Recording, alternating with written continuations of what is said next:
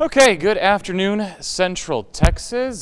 Starting our digital live stream again for this Friday. It's round 3, basically, excuse me, of severe weather this week, potentially. We're not seeing any severe weather at the moment. Right now, we are starting to see some storms move into Central Texas, both from the southwest and from the northwest. Right now, you can notice some of this activity is kind of moving off to the north, while some of the activity is basically moving west to east. Eventually, what we're going to see is a cold front come through today, and that's going to push everything from north to south. So we've got several hours here before that front does push all the way through Central Texas. So we are going to have the opportunity, especially as we get towards about 3, 4 o'clock, to see these storms grow very large and again bring that hail threat, that wind threat that we saw yesterday, and potentially even another isolated tornado threat. Again, we saw that yesterday, of course, in Burnett County. Now, I think for the most part, most of the severe threat's going to be a little bit further south, but again, we can't rule out anything across Central Texas. And as we look at our forecast here, I want to show you our temperatures first. So it doesn't look terribly warm, right? We're still in the mid and upper 70s. That's enough. That's enough heat there to get a little bit of instability going, especially when you factor in that our humidity is also up. Dew points in the 60s and 70s. That is very humid air, so the fuel is there. We will definitely have the opportunity to see those very large thunderstorms today with the very large hail and the damaging winds. So here's what our forecast looks like. Again, by about 2 o'clock, you see those storms I just showed you making a little bit more progress than our forecast model had them by 2 o'clock, but still, again, that same general area. Watch as everything kind of moves in from west to east, but then you have this activity that kind of moves up on that Gulf flow. Watch what happens once they all kind of interact there near that cold front. It's all going to start to make its way back to the south. So again, I think the primary threat is going to be from, say, Killeen, Temple south, but again, can't rule out that severe threat across our northern counties either. Once we get towards about 6, 7, 8 o'clock, everything's going to start shifting south with that cold front, but there is still the possibility of some remaining activity through about 10 or 11 o'clock, so keep that in mind. Could see some severe weather potentially late into the night as well. So that's what we got going on for today. Notice everything's gone by the time we get to the middle of the night, and by the time we get to Saturday morning, we are dealing with clearing conditions, and we have a pretty nice Saturday on tap, pretty nice Sunday and Monday as well. But for today, here is that severe thunderstorm watch. It was issued just a little while ago through 8 p.m. Again, those risks include that very large hail, potential damaging winds. An isolated tornado threat is there. I think that's going to be a little bit lower. Obviously, like yesterday, we saw multiple instances of hail, but we saw just the one tornadic storm. So that's what we mean when we talk about an isolated tornado threat. You're not going to see that nearly as much as you're going to see those potential other threats. So leading into the weekend, we're going to see temperatures, again, back in those lower 80s, upper 70s, and then we'll have pretty decent weather there all the way into Monday before our next storm system moves in by next Tuesday. So here's the good news. We're going to get the weekend to dry out a little bit because we have another potential 2 to 4 inches waiting on us as we get into next week. So yeah, we'll need the weekend there to let some of this rain soak in before we have another soaker coming through for next week. And again, at this time of year, anytime we talk about a weather system coming through, we'll be talking about the potential for some severe weather as well. So let's look at your forecast again for today. Primary threat, that severe thunderstorm watch in effect through 8 o'clock. We are seeing those storms come in. Plenty of humidity, plenty of warmth out there. And you can see right now moving into our northwestern counties. Nothing severe at the moment, just rain currently. But again, we're going to have to watch this because as we get a little bit deeper into the afternoon, we're going to see that opportunity for some of these storms to start growing and increasing in intensity as well. So something to keep an eye on. Make sure you're staying with us. We'll keep this live stream going all afternoon long. For now, we're going to let that radar run for you.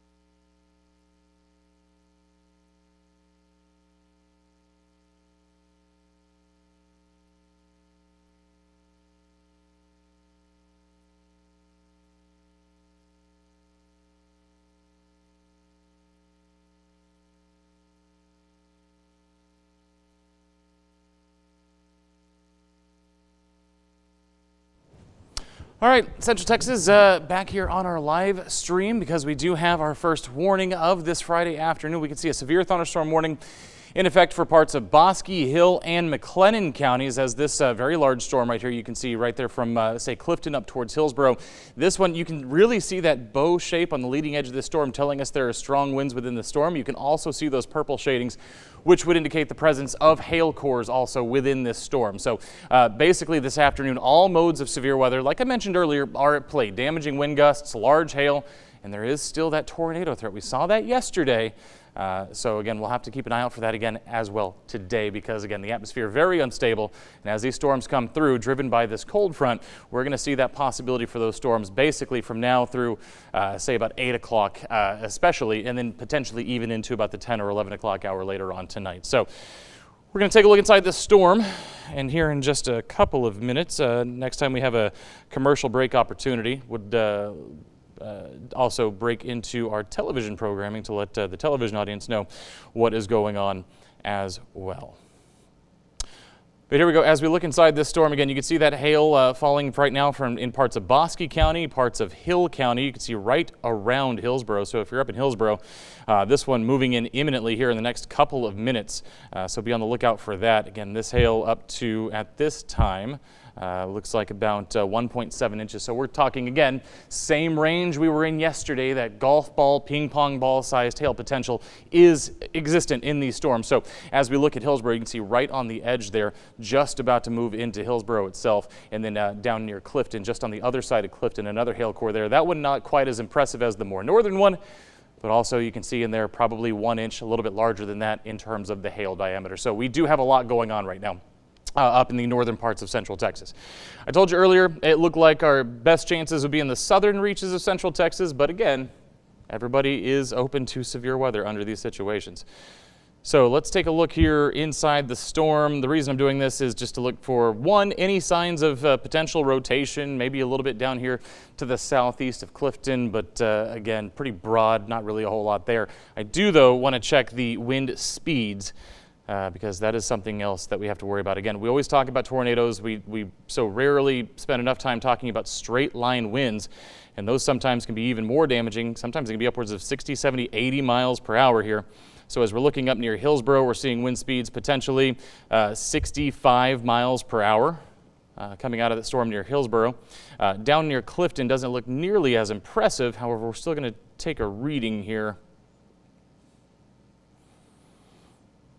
Okay, so there we go. So again, same story down there, seeing those potentially 65 mile an hour winds all along this storm. Doesn't have as well pronounced of a bow as we saw before, but again, two separate cores here within the storm, both capable of producing hail in this whole segment, capable of producing those very strong straight line winds. So there is a lot going on right now, moving out of Bosque and Hill County down towards McLennan County. So if you're in the Waco area, Elmont West, this storm is heading your direction. All this is moving off to the southeast. So again, a very large storm here, potentially damaging hail within both of these cores and definitely damaging winds possible here, upwards of about 65 miles per hour coming out on our radar. So we're going to let this run for just a second. Going to wait till our next opportunity to do a television cut-in, and then we'll be right back.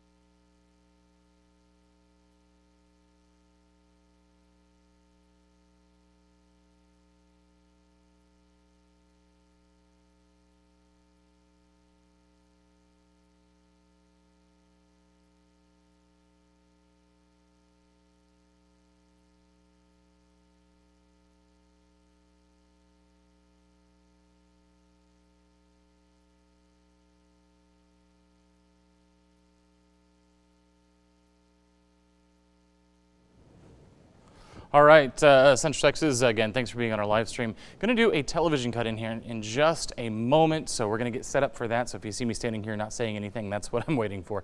But again, we have this severe thunderstorm warning in effect for parts of McLennan County, including the I-35 corridor here from Waco to Elmont to west, also up to Hillsboro. Hillsboro already potentially seeing some of that very large hail. Okay.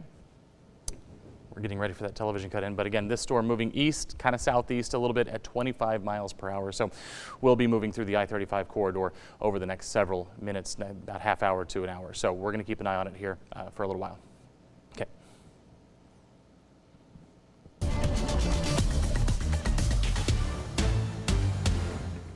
Well, a good Friday afternoon, Central Texas, here with you with another weather impact alert day and another weather story to talk about. We have a severe thunderstorm warning already issued for parts of Bosque, Hill, and McLennan counties. This does include the I-35 corridor, including Waco, Elmont West, all the way up to Hillsboro. You can see this storm has two separate hail cores on it right now. Also, we were seeing a pretty well-defined bow echo within the storm, meaning there are probably some very gusty winds coming out of the storm. As a matter of fact, up to potentially 65-mile-per-hour winds blowing out of the storm. And here's the deal.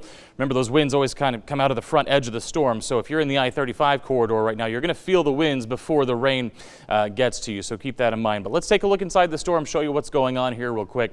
And for our television audience, a quick reminder, we'll keep these cut-ins fairly brief, but you can keep up with us all day long on our 6 Plus app. Or you can even go to kcentv.com or use the KCEN mobile app. We'll be there all day long. We'll have live radar streaming. We'll have periodic updates. Unless we have situations like this, we won't do periodic updates. We'll keep it pretty frequent so we can keep you updated on what's going on. But we have that 6 Plus app. It is there for you all day long. Again, these cut-ins, we'll try to keep them relatively brief. So where are the winds that we're looking at? You can see these very light pink shadings here just along I-35 south of Hillsboro, just north of West. That is where we're seeing some of the strongest winds. Also back down towards the southeast of Clifton there, right as we enter the Bosque County, McLennan County line. Those are the areas where we're seeing some of the strongest winds. Let me put a measurement on here so you can kind of see what I'm talking about here. So this is just past the I-35 corridor in Hill County, 64 miles per hour. So again, 65-mile-an-hour winds possible all along the leading edge of this storm. So if you're in the I-35 corridor, this is heading your way.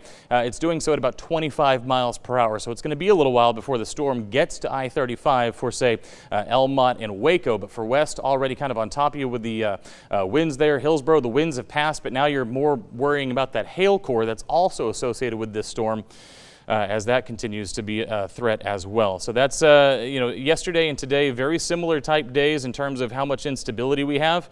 The difference between yesterday and today is going to be the coverage of the thunderstorms. They're not all going to be severe, but we're going to have higher coverage of thunderstorms across Central Texas. So more people getting rain, more people getting the potential thunder and lightning, and then several of us potentially getting the wind situation and the large hail. So take a look here.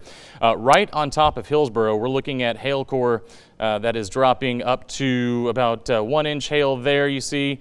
About 1-inch hail all the way around. Same story there east of Clifton, 1.1, 1.2, so just larger than a quarter in terms of the diameter of this hail. So that's kind of what we're seeing right now. We have seen these hail cores producing potentially up to golf ball sized hail. So keep that in mind as these continue to move from northwest to southeast. So here's what we're going to do. We're going to keep an eye on this for you. We're going to send the television audience back to Dateline, but for our online crew, our digital presence, we're going to keep that going throughout the rest of the way. So make sure you join us there, either from your mobile device, your smart TV, or of course the old-fashioned way at kcentv.com. For now though, for our television audience, let's send you back to Dateline.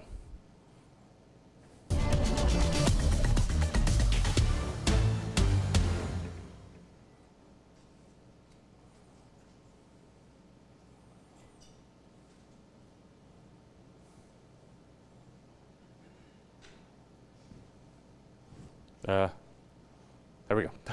All right, so looking up at the TV, okay, cool. So for my digital crew, I was only about 75% sure Dateline was actually on. So that is a little secret there. I was pretty sure, but I had to look up at the TV to make sure.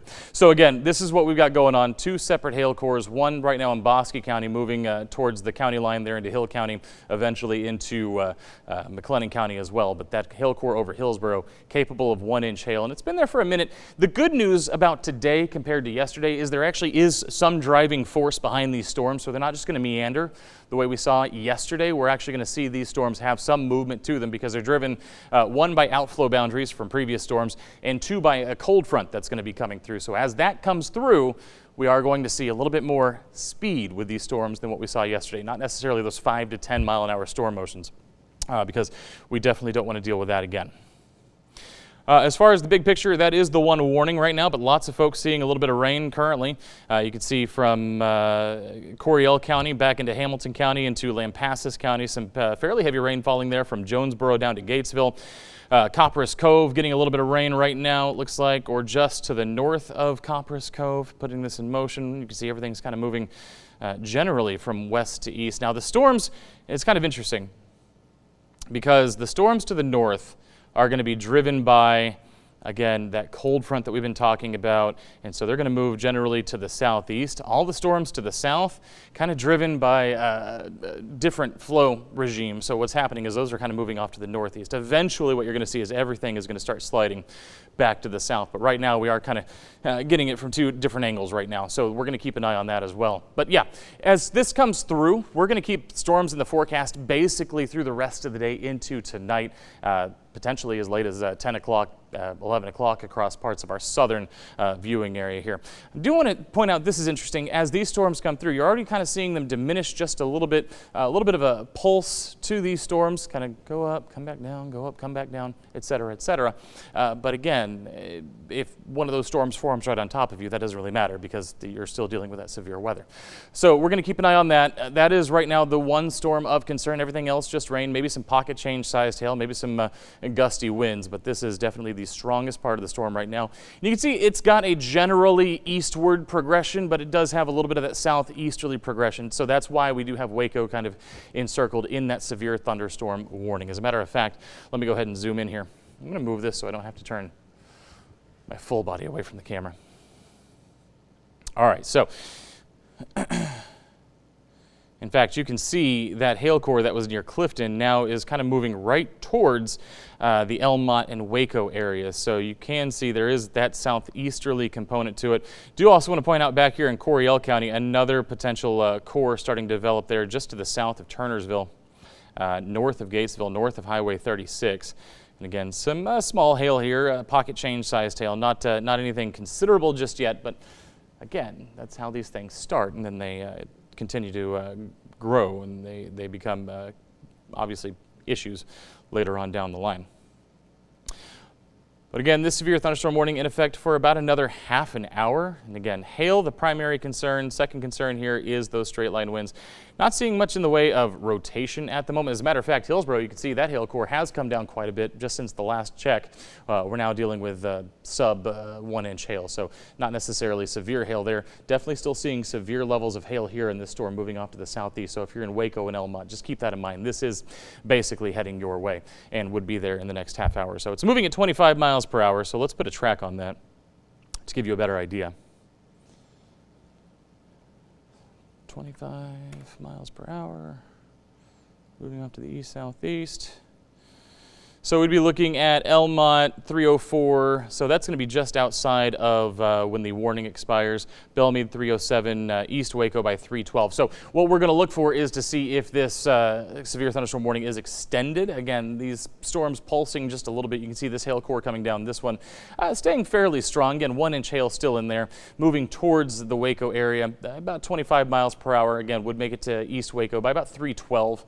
As far as, again, Elmont 304. So about another half hour or so before that reaches you. But it is crossing that county line right now from Bosque into McLennan County. So worth keeping an eye on. We'll go ahead and let this run for just a second. We'll be back in just a little while with another update for you.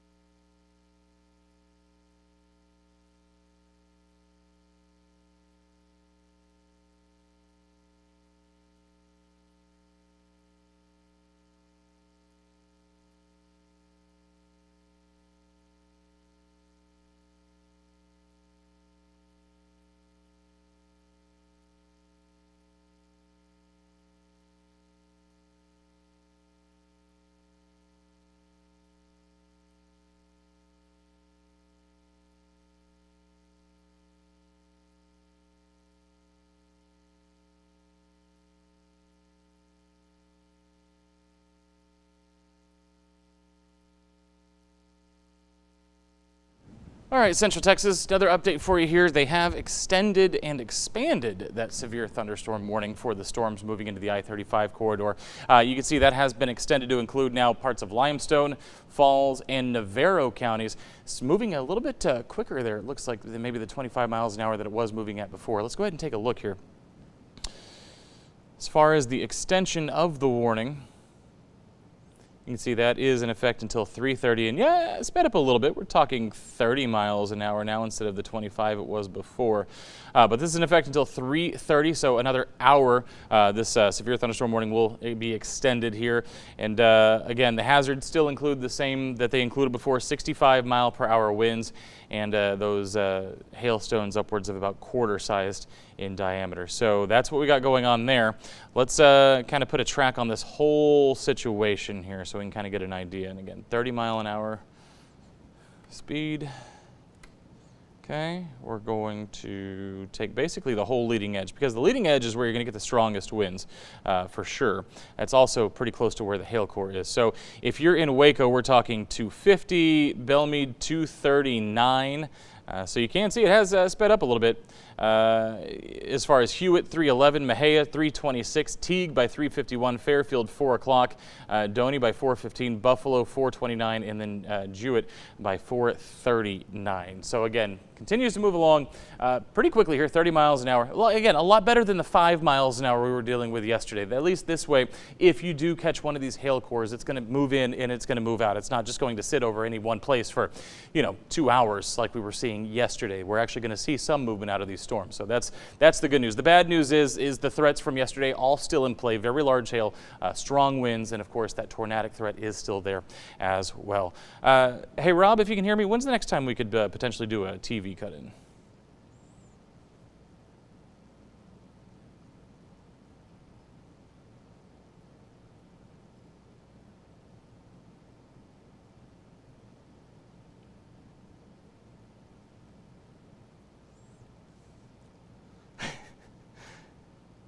Gotcha. Yeah, I guess.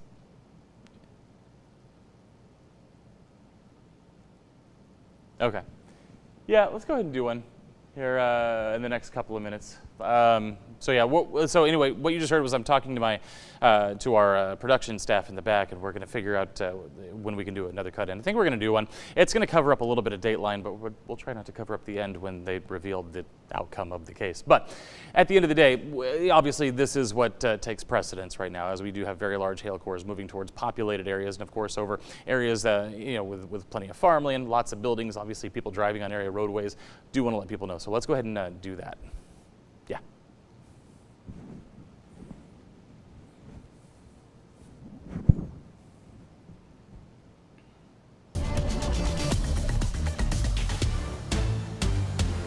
Well, good afternoon, Central Texas. Thanks for staying with us here on Channel 6 as we continue to watch our weather situation continue to evolve throughout the rest of your Friday afternoon.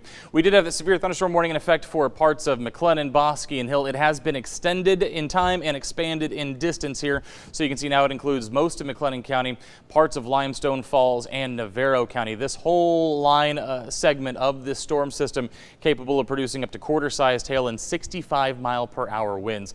So this storm moving from east-southeast. It's got a little bit of a southerly component to it. You can see this hail core is moving right towards Waco. That is the reason why I did want to kind of jump on and talk about this, because this is moving towards Waco. It's got a little bit more of a southerly track, so again, should move through Waco here in the next several minutes. Let's go ahead and put a track on that again. 30 miles per hour, so we got to set that up. And as we take a look here, we're basically looking at the next few minutes. We're talking about 251 for Waco. I think it'll actually be a little bit quicker than that. East Waco 256, Wardlow by about 3 o'clock, and into Marlin by about 3:36 if it continues on its current track. Again, storms moving at about 30 miles per hour today, not moving at 5 miles per hour like we were seeing yesterday. So the good news here is if you do see a hail core move towards your area, it is going to move on. It's not going to sit over any one place for 2 hours like we were seeing yesterday afternoon. But if you're in Waco, there is a hail maker heading your way, and you can see the hail inside this storm is of that quarter-sized variety, maybe a little bit larger. So again, somewhere between $1.25 and $1/2. That's what our radar is indicating right now. So be prepared for that. And of course, this can do damage to windows. It can put dents in your car, can do damage to your roofs, and of course it can do damage to you. So make sure you're staying indoors if you're in the Waco area. And when I say Waco area, I'm talking everybody. I'm talking Elmont, even as far north as west. Could catch a little bit of hail there, but less likely in west, more likely in Elmont and Waco. But again, just be prepared that is on the way. As far as Hill County goes, we have seen this storm really diminish in terms of the hail size, but again, still spitting out some of those 60, 65 mile per hour winds as it moves along. In fact, I do want to take a look at the wind speed situation real quick. So again, in and around Hubbard, in and around Elmont, we're seeing some of the strongest winds. So let's go ahead and get a measurement there, get a reading there right near Elmont, right around I-35, 45, 50 miles per hour. Up near Hubbard, 50, 55 miles per hour. So again, this little area of the brighter pink shading, that's 50 plus miles per hour. This is close to 50 miles an hour there in Elmont. So you notice the storms and the hail cores were still back here, but the wind readings I'm taking are way out here. So remember, what happens is these storms kind of kick these winds out the front side. So it ends up happening, you get the wind before you see the storms coming through. So it's going to be kind of the harbinger that something is on the way. Once you feel those winds pick up, you're going to know that something is kind of imminently right behind that. And those winds keep going as the storm moves through, and then you get the rain, then you get the hail, and then it moves on. Again, that's the good news. Storms are moving today. We're not going to see them sort of meandering like we saw yesterday afternoon. That is the severe thunderstorm warning right now. Again, goes until 3:30, includes parts of Limestone Falls and Navarro counties as well. These are not the only strong storms. These are the only severe storms on the map, but they're not the only strong storms. In fact, look back just towards Coryell County here, just north of Gatesville. We have another potential hail core there moving towards Crawford right now. So as we take a look inside there, again, the winds probably gusty, but nothing severe, it looks like. In and around Gatesville and Crawford, maybe 30, 40 miles per hour. But of course, if those pick up, then we'll see that severe thunderstorm warning issued on that storm as well. As far as the hail goes in this particular part of the storm, again, pretty small, pocket change sized hail, up to nickels probably. It's close to quarters there though, in the northern parts of Coryell County. But remember, this is moving east. So again, we're going to see that potentially moving into Crawford, maybe just south of Crawford, but we'll continue again to see that move off to the east here. So that's what we got going on right now. Going to show you one real quick wide look, and then we'll send the television audience back to Dateline. But for now, this is what's going on across central Texas. It's one major line of storms currently moving in from the northwest, and we'll kind of see this activity move from north to south throughout the day. So earlier when you heard us say that we're going to have a relatively long day, it's because this has to make it all the way through. It doesn't mean any one area is going to have a long day, but by the time we get from our northern counties all the way down through the Brazos Valley, it's likely going to be 8, 9, 10 o'clock tonight before all this is said and done. But again, for our television audience, going to go ahead and send you back to your programming. But for our online audience, we're going to keep going with this throughout the rest of the day. So if you are watching us on the television, just understand you can download our 6 Plus app. You can go to the KCEN mobile app, or you can go to kcentv.com, and you can follow along with our live stream at any time. For now, though, back to Dateline.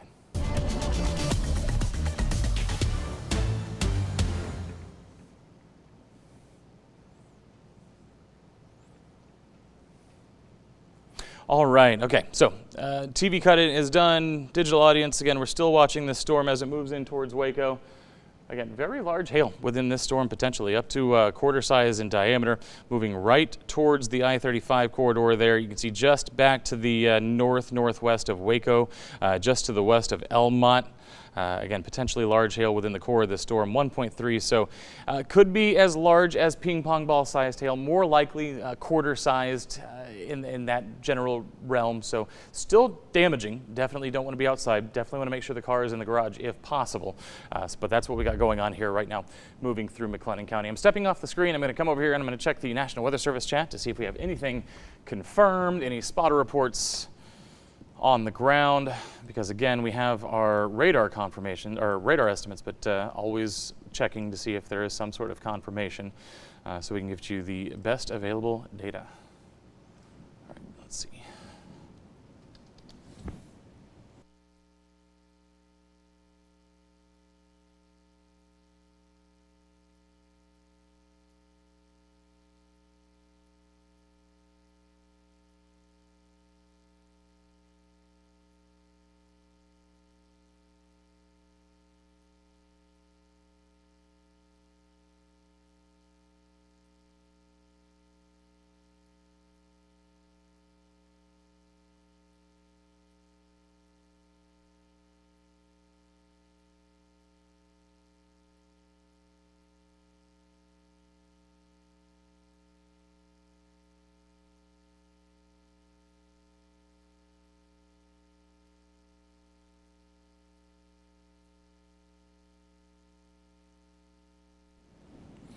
All right, so looking through some of our reports here, it does look like there was quarter-sized hail there in Hill County. That's according to the sheriff's office. And then looking through some of these other reports, that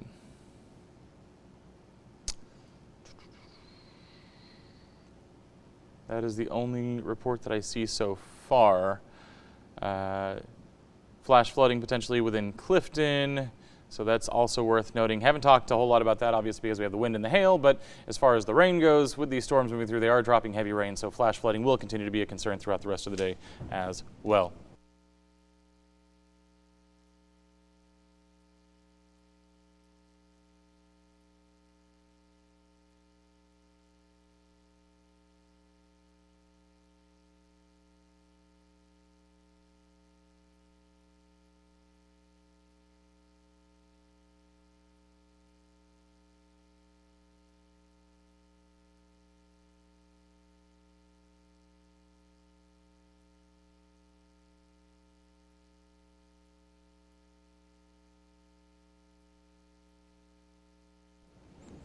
Also seeing some pictures coming in, a pretty decent shelf cloud coming in with these storms as well. So fairly impressive cloud structure, but let's see, nickel-sized hail at McLennan Community College.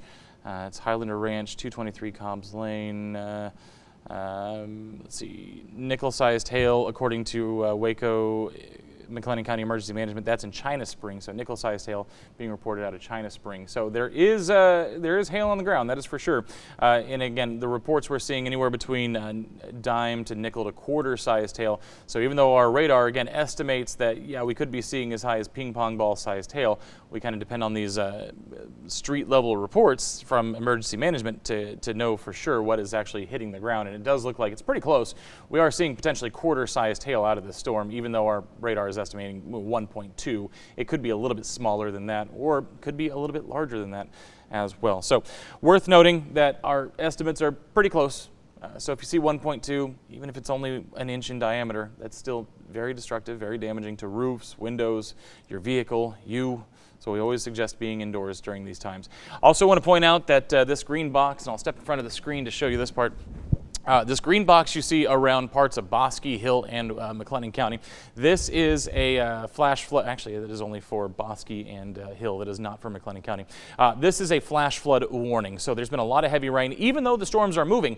Remember, we talked yesterday at length about the fact that we have all these storms not moving, so they're dropping heavy amounts of rain. excuse me, over a course of an hour to two. Even though these storms are moving, they're still dropping lots of rain out of them. Very heavy rainfall.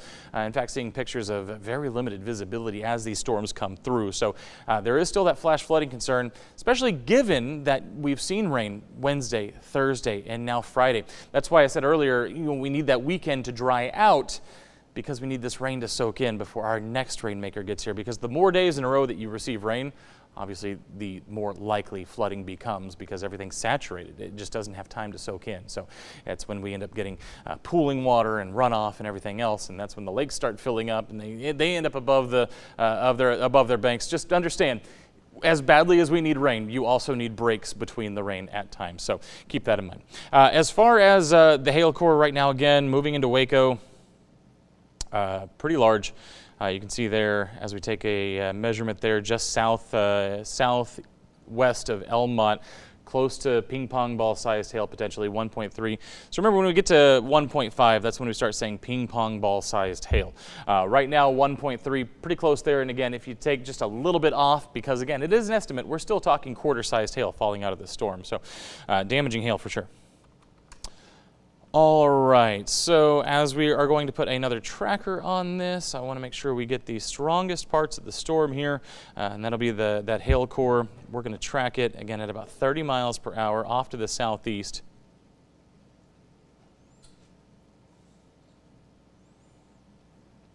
according to this, you're not going to see Waco on this list, but understand that we are seeing this move right in towards Waco. So just because Waco's not on the list, you're still likely going to get hail in Waco. But Belmead 250, so the next couple of minutes. Lacey Lakeview by 251. Then we're looking at, say, Hallsburg by 309, Mart by 322, Ben-Hur by 336, Coit by 349, and then back into Groesbeck by 357. Now, the thing is, it would have to hold together for another hour, 10 minutes or so, and it's entirely possible that it will, but just understand we have seen these storms kind of pulse up, pulse down, but be prepared that very large hail could be in your near future if you do live in one of these locations. So that's kind of what we're watching right now. That is the current track of this storm. Let me get the track. Even though we're not necessarily seeing the very large hail up in Hill County anymore, I do want to get the entire leading edge of this storm here. Because obviously everybody's going to be impacted potentially by strong winds, heavy rain as this storm system moves through. So for the next hour and a half, again, we're going to add more cities to that list. We're talking Axtell by 258, Dawson 301, Mart, we already kind of talked about it, 320, Perry 326, Mejia 338, Teague by about 4 o'clock, Fairfield by about 4:10, and then Dew by about 4:20. So again, moving off to the southeast at about 30 miles per hour. So again, a very large hail core imminently moving into Waco here in just the next few minutes, but then we'll move on and on towards Mart and then off towards Perry and other areas off to the southeast. So that's what we got going on right now. I'm going to leave this up for just a second.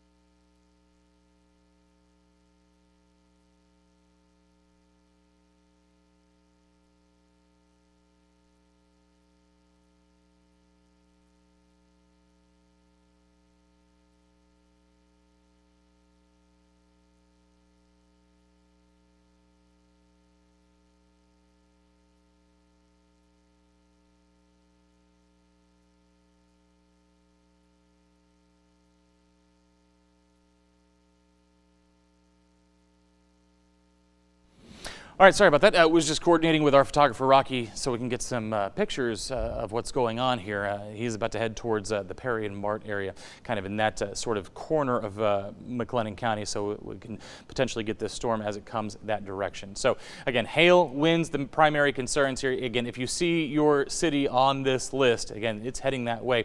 May not be the strongest part of this hail core right here. That's going to be, again, that Mart, Perry area, but everybody potentially here for some heavy rain and some strong winds as these storms come through. So that's what we got going on. Let's see. Would love to do another television cut-in if we can.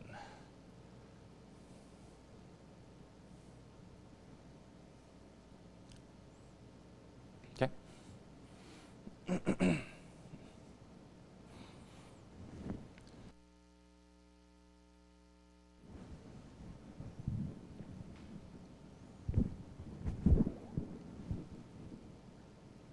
We're just setting up for a television cut-in, so I'm not saying anything.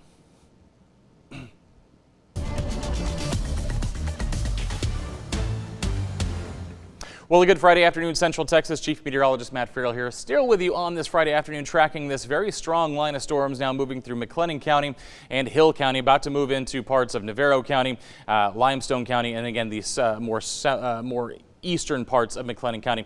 The reason why I wanted to go ahead and come on and talk to you here real quick is because this storm is making its way into the northern parts of Waco, so the northern loop there, right along 77 and I-35. And again, the southern parts of this hail core could impact more of the central parts of Waco. You can see very large hail within the storm.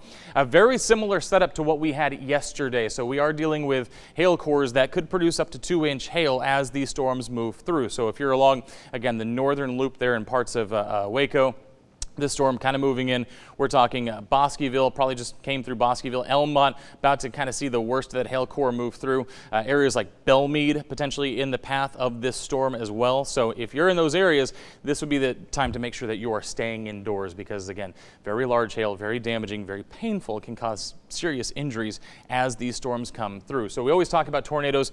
We obviously also have to take note of large hail as well. And when we start talking 2-inch hail, again, potentially, I want to remind everybody, this is a radar estimate. It may not be 2 inches, maybe a little bit smaller than that, but it really doesn't matter. Anything over 1 inch is damaging. So that's why we always issue severe thunderstorm warnings at that 1-inch hail, that quarter-sized hail. Once we get to 2 inches, Now we're talking eggs. Okay, so that's at 2 inches. So likely, potentially possible, we're seeing a ping pong ball, golf ball sized hail in the core of this storm. And again, that is just north of the 340 loop. So again, we're talking the northern suburbs there of Waco, off towards Belmead, there off to the southeast. So again, it's going to kind of hang right around the loop. It's moving off to the east-southeast right now, just crossing 77 and 35. So again, stay inside. If you have business, delay it for a few minutes. Let the storm get through if you have to travel up I-35 out of Waco, because again, this is very large hail.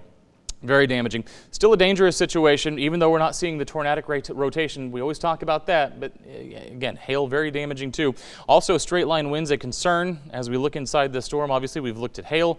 Also need to look at those velocity scans to see where we're sitting in terms of wind speeds.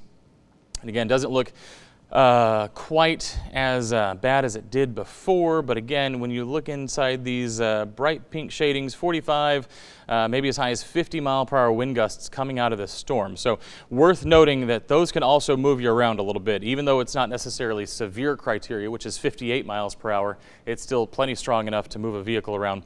Obviously, detach anything that you have outside on the patio as well.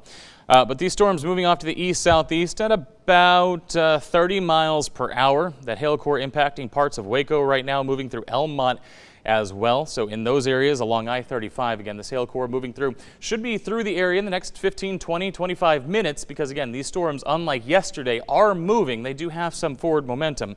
But let's put a tracker on this storm. And again, if you see your city show up, it doesn't necessarily mean you're going to see the large hail, but again, heavy rain, winds, very strong winds possible all along the leading edge of this storm. So as we put a tracker on it, we're going to track it out for the next, say, hour and a half. This storm obviously would have to survive for an hour and a half to make it to some of these locations. But if you're in Axtell, if you're in Mart, if you're down Perry was showing up a little bit earlier, Teocana, Dawson, Groesbeck, Davis Prairie, all in the path of this storm as it moves off to the east-southeast. Very strong winds in the storm as well, 50, 55 miles per hour possible. The hail core there, again, potentially producing up to 2-inch hail according to our radar estimate. We don't have spotter confirmation of that, but we have had emergency management in parts of Waco and parts of Bosque County talking about nickel to quarter-sized hail.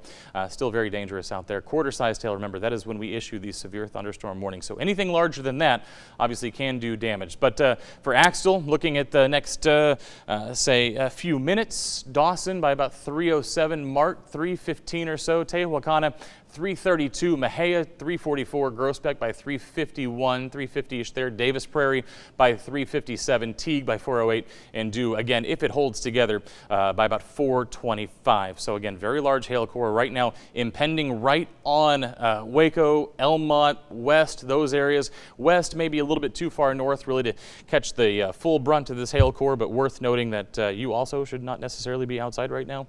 If not for the hail, then definitely for the winds and the very heavy rain that's currently falling out of this storm. In terms of those winds, again, you see it on here, potentially as high as 50 miles per hour there in parts of the I-35 corridor. But the big story really is the hail with this storm. It doesn't look as impressive as it did before, and that is really good news. But what it does look like it has done is extended just south of the 340 loop. So again, now we're talking North Waco. Now we're getting more into the central parts of Waco, closer to downtown. Down here, though, if you're looking at, say, the downtown area, potentially pea-sized, dime-sized hail, that is not necessarily damaging. It is an inconvenience, though. The rest of this hail core, once you see it get to these light blues, these kind of medium blues, that's when we're looking at 1-inch hail. And then once we get to the purples, we're talking golf ball and above at that point. The bright pinks you see up near Elmont, that's going to be more of that, potentially up to 2-inch hail. See right there, close to 2 inches. But in the purple shadings, again, 1.7, that would be close to golf ball. Same story there, just along the 340 loop. So again, right now, if you're in Waco, just not the time to be driving at all as this storm continues to move through. And it'll pass through here in the next several minutes because this storm is moving at about 30 miles per hour. So give it just a a handful of more minutes, and it'll be through Waco. Let's kind of look at some other areas too. Gatesville down to Killeen. We're not seeing that storm as impressive as it was before. Still strong, still heavy rain, still potentially some gusty winds blowing out of the front side of the storm from Crawford to Flat to Moody. But again, not seeing anything severe right now. Copperas Cove, you can see just a little bit of an updraft there, maybe a potential hail core trying to develop just to the north of Copperas Cove. The good news for Cove, of course, is that this is moving off to the east. Likely won't impact parts of Copperas Cove, and if it does, it would probably be pocket change, pea to dime-sized hail as well. But if you're in Temple, Belton, up towards Troy, it's going to be a little bit longer, probably about another hour before we really see the rain move into our areas, because again, at 30 miles per hour, it's still going to take a minute to cross, half of Bell County here. But for Waco, again, now moving through, just about through. Look at the those purple and pink shadings here. That again is the area of the strongest what we call updraft. That's obviously the rising air motions. That's what holds the hail up, makes it get much larger. We're watching that, and it does look like it's moving past Waco at this point. So that's good news. But then as far as Mart, places like Axtell, you're seeing that move in just now as we speak. For Mart in the next few minutes. Perry, seeing a little bit of new rain develop out ahead of the leading edge of the storm, but the strongest parts of the storm should move up towards Mart, then on towards Groesbeck, Thornton, Buffalo, those areas. And you can see now a new severe thunderstorm warning has been issued just as I was talking on this storm complex that's moving into Bell County. So now there is a severe thunderstorm warning in effect for Bell County, for the southern parts of Falls County until 3:30. So this is a newer severe thunderstorm warning. Looks like it is moving east at about southeast about 35 miles per hour. Severe thunderstorm located near Mother Neff State Park, about 7 miles southwest of McGregor, moving southeast at 35. 65-mile-per-hour wind gusts and quarter-sized hail potential in this storm. So let's take a look at where those concerns might be. I can tell you where the wind is. You can see this bowing shape right here, right? This kind of arcing shape from Highway 36 up towards 317 there. This is likely an area of very strong wind. That's why we have the clouds kind of in that shape. That always is an indicator that we have strong winds. So let's take a look inside the storm, see what the winds look like here. Again, not seeing much in the way of hail up along 36 up towards 317. But as far as the winds go, I think this is going to be the primary reason for the issuance of that severe thunderstorm warning. This right here, anywhere you see these very bright shadings of greens, let's take a reading. And yeah, 47, potentially as high as 50 miles per hour. So that's again, very strong wind gusts coming down 36, coming down 84, coming towards 317 here. So this little triangle between 36, 317, and 84, that's where we're seeing some of those strongest wind gusts right now. As far as the hail core goes, we did see one developing, again, kind of near-ish north of Copperas Cove. This could move in towards Killeen as well. Put it in motion, kind of see what the forward motion of the storm looks like. Looks like it's got a little bit more of an easterly track, but if you're in Killeen, if you're along I-14, just understand that this storm is moving in towards your area and could potentially bring you that 1-inch hail here in the relatively near future. Again, it's right along the northern edge of I-14 right now. So if you're in Killeen, say Harker Heights, Nolanville, just be prepared that this could be heading your way. And as it tracks east, again, could move to the north of Temple. If it takes anything resembling a southerly jog, could move through Temple Belton. So that's something that we're going to be watching for there in Temple as well. But that is not quite there yet. If you're in Killeen, you're kind of next in line for that particular storm. But the storm right now that we were watching up in McLennan County, that has sort of passed through Waco at this point, moving down Highway 84. Again, notice this core, it has that bow shape to it. So again, strong winds blowing out of this storm potentially as well. So again, it's not just the hail today, it's obviously going to be a little bit of a wind threat as well. Do want to point this out, worth mentioning, this green box that covers most of Bosque and Hill counties, that is a flash flood warning. So even though the storms are moving today at about 25 to 35 miles per hour, we are still seeing very heavy rain falling out of these storms, and because of that, we are going to see the potential for those flooding rains again throughout the day. So as we always remind you, just make sure you are not driving through any flooded roadways. It is near to impossible to be able to tell how deep that water is. And again, it takes 6 inches to move a vehicle. So if you see standing water, just remember, turn around, don't drown. And something that I have to say, because we saw it yesterday and we see it every time this happens, obey law enforcement, barricades. Do not drive around a barricade. Don't move a barricade. The roads are closed for a reason. Find an alternate route. I know in some cases that's difficult to do, but there are usually alternate routes, because if the road is closed off, that probably means there is a fair amount of standing water on the roadway. So again, don't drive around barricades, don't move them. That is a very dangerous situation. You get swept away very quickly. But again, those are our 2 severe thunderstorm warnings right now. Basically, the entire leading edge of this storm has a severe thunderstorm warning from Killeen all the way up to just east of Hillsborough right now. So that's 2 warnings, but it's the same basic complex of storms. 2 kind of cores that we have to worry about. It's not a core, but that's the best word I can think of to describe it. We have the southern half of the storm and the northern half of the storm. The northern half of the storm outpacing the southern half a little bit, moving through Waco, now moving towards the county line there into Limestone County. So if you're in Mexia, this storm heading your way, you're probably going to notice some very strong winds in Mexia. Might miss out on the heaviest of the hail cores here, which is good news for the folks in Mexia, but just understand 50-mile-an-hour winds, still something you're going to have to contend with. Heavy rain, also something you're going to have to contend with. So when we deal with the wind and the rain, obviously that can lead to blinding situations. So just be aware that this is heading your way and can still cause problems even if you do miss the hail. I do want to take a look at that hail core again, though, because it was pretty impressive earlier. It looks at this point like it might not be holding together quite as well, but it is heading towards Mart. So if you're in Mart, bear in mind that this is heading your way. Again, kind of east-southeast, might clip Mart a little bit to the north there, so we're keeping an eye on that. But if you're in Mart, Groesbeck, basically anywhere along 164, keep in mind that this storm is heading your way. It's going to kind of track right along that roadway. It's kind of moving along 84 now, but should move a little bit further south and kind of take a track right along 134, it looks like. So, sorry, got to double check my roadways. 164 there, out of Mart towards Groesbeck. So that's the storm we're tracking right now. Again, out of Waco, still seeing a little bit of that hail potentially on the north side there, but that's not going to be as large as we were dealing with earlier along Highway 84, so that's good news. But if you're in, say, Belmead, any of those areas, again, still a hail core to contend with here over the next several minutes, moving again about 30 miles per hour. So it's going to move in, it's going to move out, and it's going to take, based on the width of this hail core, probably about 25 to 30 minutes for it to move through. Again, still better than yesterday when we were seeing those storms just kind of sitting over areas, dumping hail and dumping rain for hours at a time. As far as the southern half of the storm, again, still kind of seeing a little bit of an updraft, a little bit of a core holding together there in kind of southwestern McLennan County there, just right along Highway 84. Not overly impressive on the hail estimates there, probably up to about nickel-sized hail in that storm. Yeah, right there in that region, nickel-sized. I do.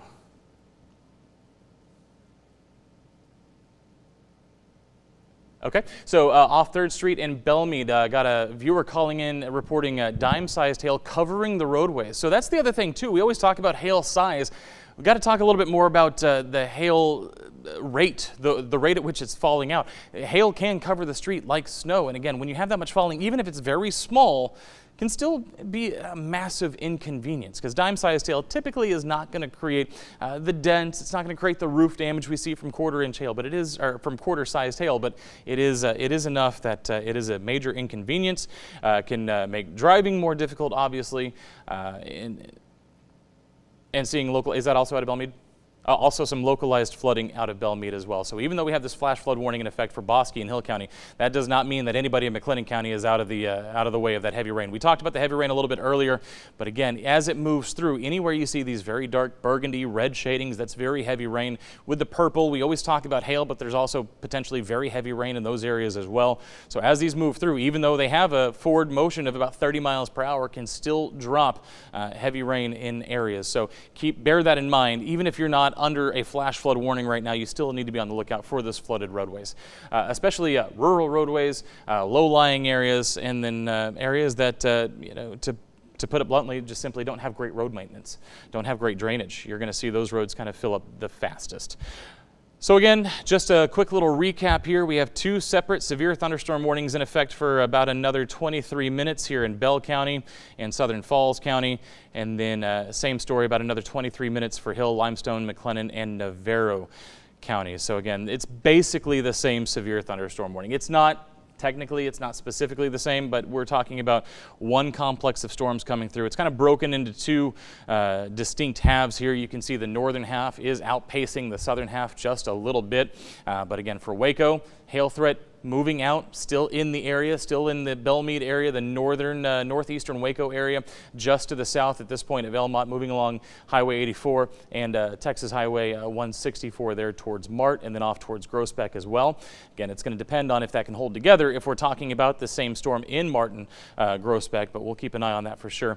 As far as the southern half moving into Bell County right now, so all of the I-35 corridor about to get hit with heavy rain, potentially some strong winds, and potentially a couple of hail cores as well. So that is what we're dealing with right now. Let's kind of put a track on all of this. We're going to do two tracks because, again, the northern storm outpacing just a little bit. I want to make sure here on our speeds, though.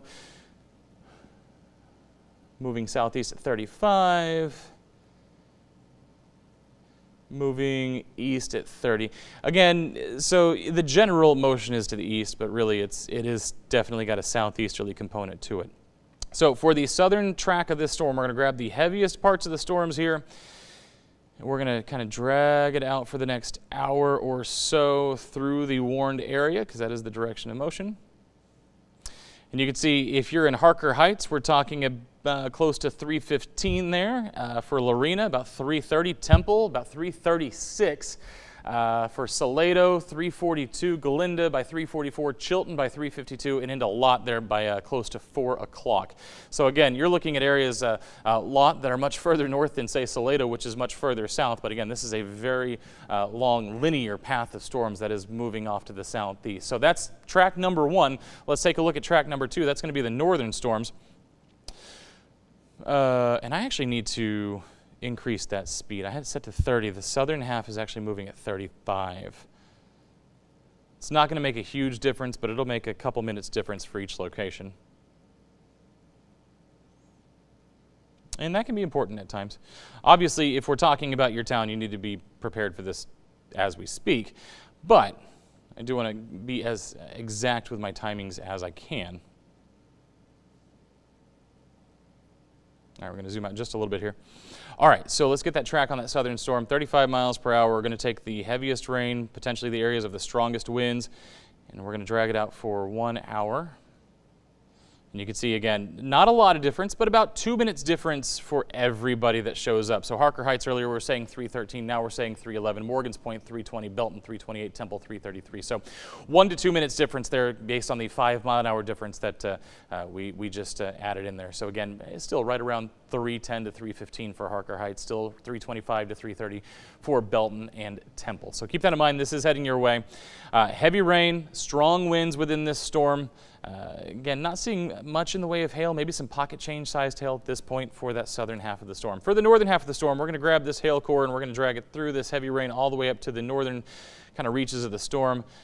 We had 30 miles per hour. The next hour, Hallsburg by about 313, Riesel by 323, Mart 326, Wortham by about 335, Mahia at 345, Forest Glade by 350, Groesbeck there by close to 4 o'clock, and then Thornton by about 4:06.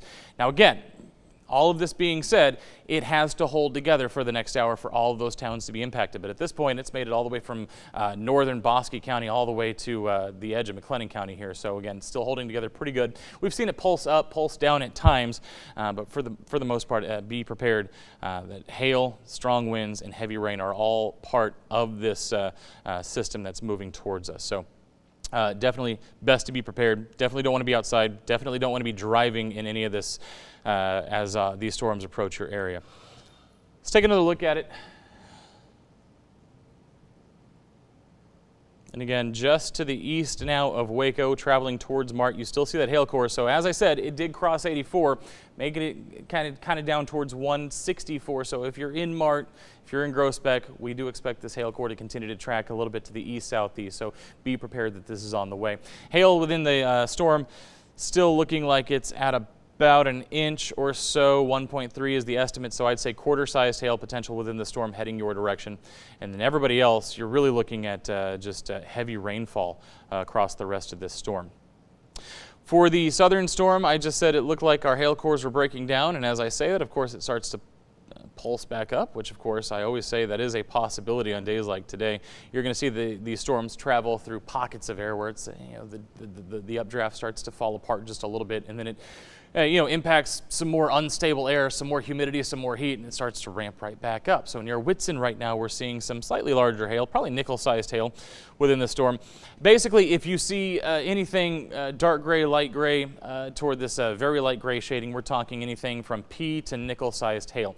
When we start talking about that 1-inch hail, that severe hail, that's going to be when you start to see those light blues showing up on our hail tracker, because that's where we start to see 1-inch hail and greater. So bear that in mind, our color coding system there.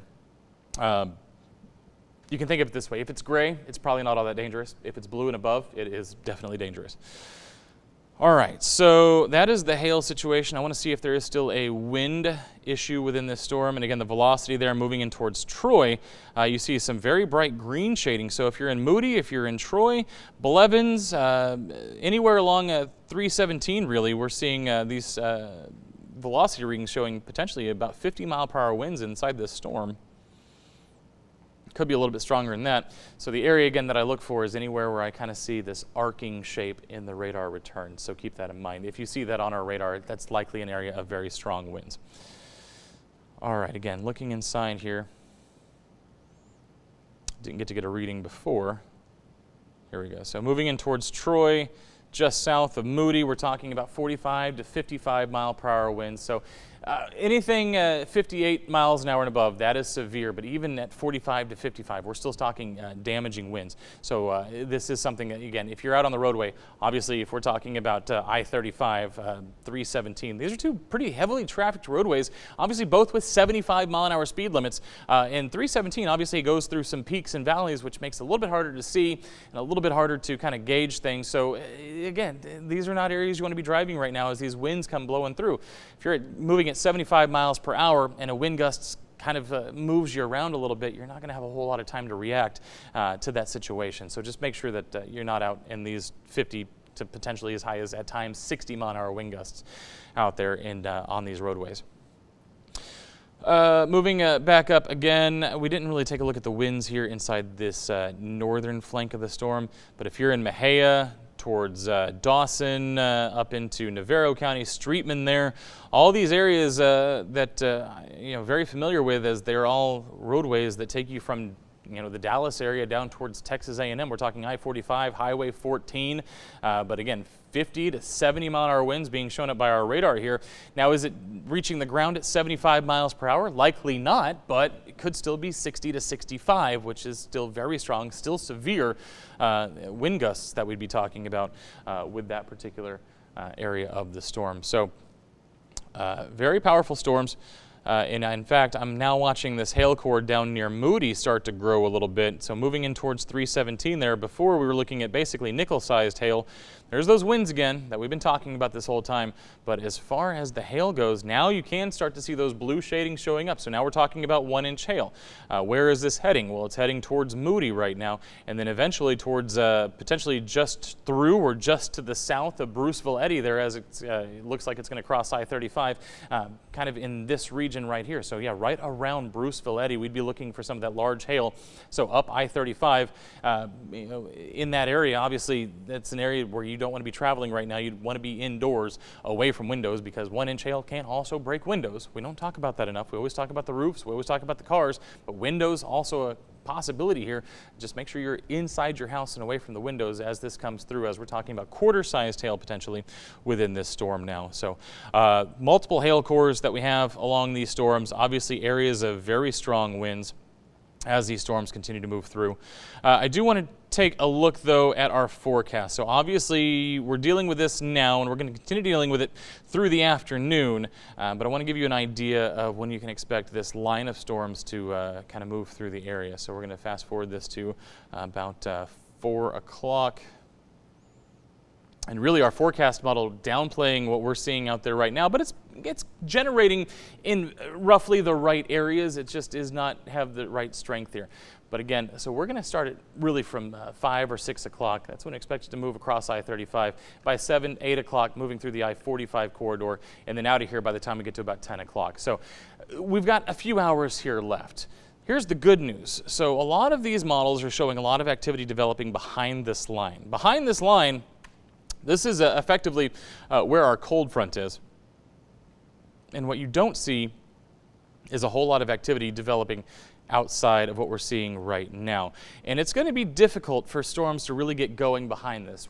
Two reasons. One, obviously, these are going to move through. They're going to zap some of that energy out of the atmosphere. Two is, as this front moves through, you're going to start to see cooler, drier air filtering in, and obviously that is not a conducive environment to thunderstorm development. So as we get this front passing through, as the front comes through your area, we're going to see that basically be the end of the day for these storms. For the most part. We have potentially some lingering activity through the rest of the night, but as far as the main push here, this is where I suspect we'll see most of our heaviest storms throughout the afternoon. Do want to point this out. Our hail core up in the Mart area has greatly diminished at this point. We're seeing maybe nickel to potentially a few pockets of quarter-sized hail there. Same story south of Mart, down towards Marlin. But again, that Moody hail core, that is the one that is still holding together right now, and in fact has grown as it approaches 317 over the last several minutes. Give you a better idea here of where exactly that storm is. We're going to go ahead and zoom well in here.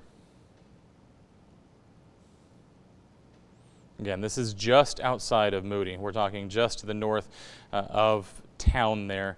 So we're looking at Blue Cut Road. We're talking about Dover Road potentially, and now moving into some of the gridded streets there in the central parts of Moody. So if you're in Moody, just make sure you're aware that this is moving in your way, and just make sure you're staying indoors.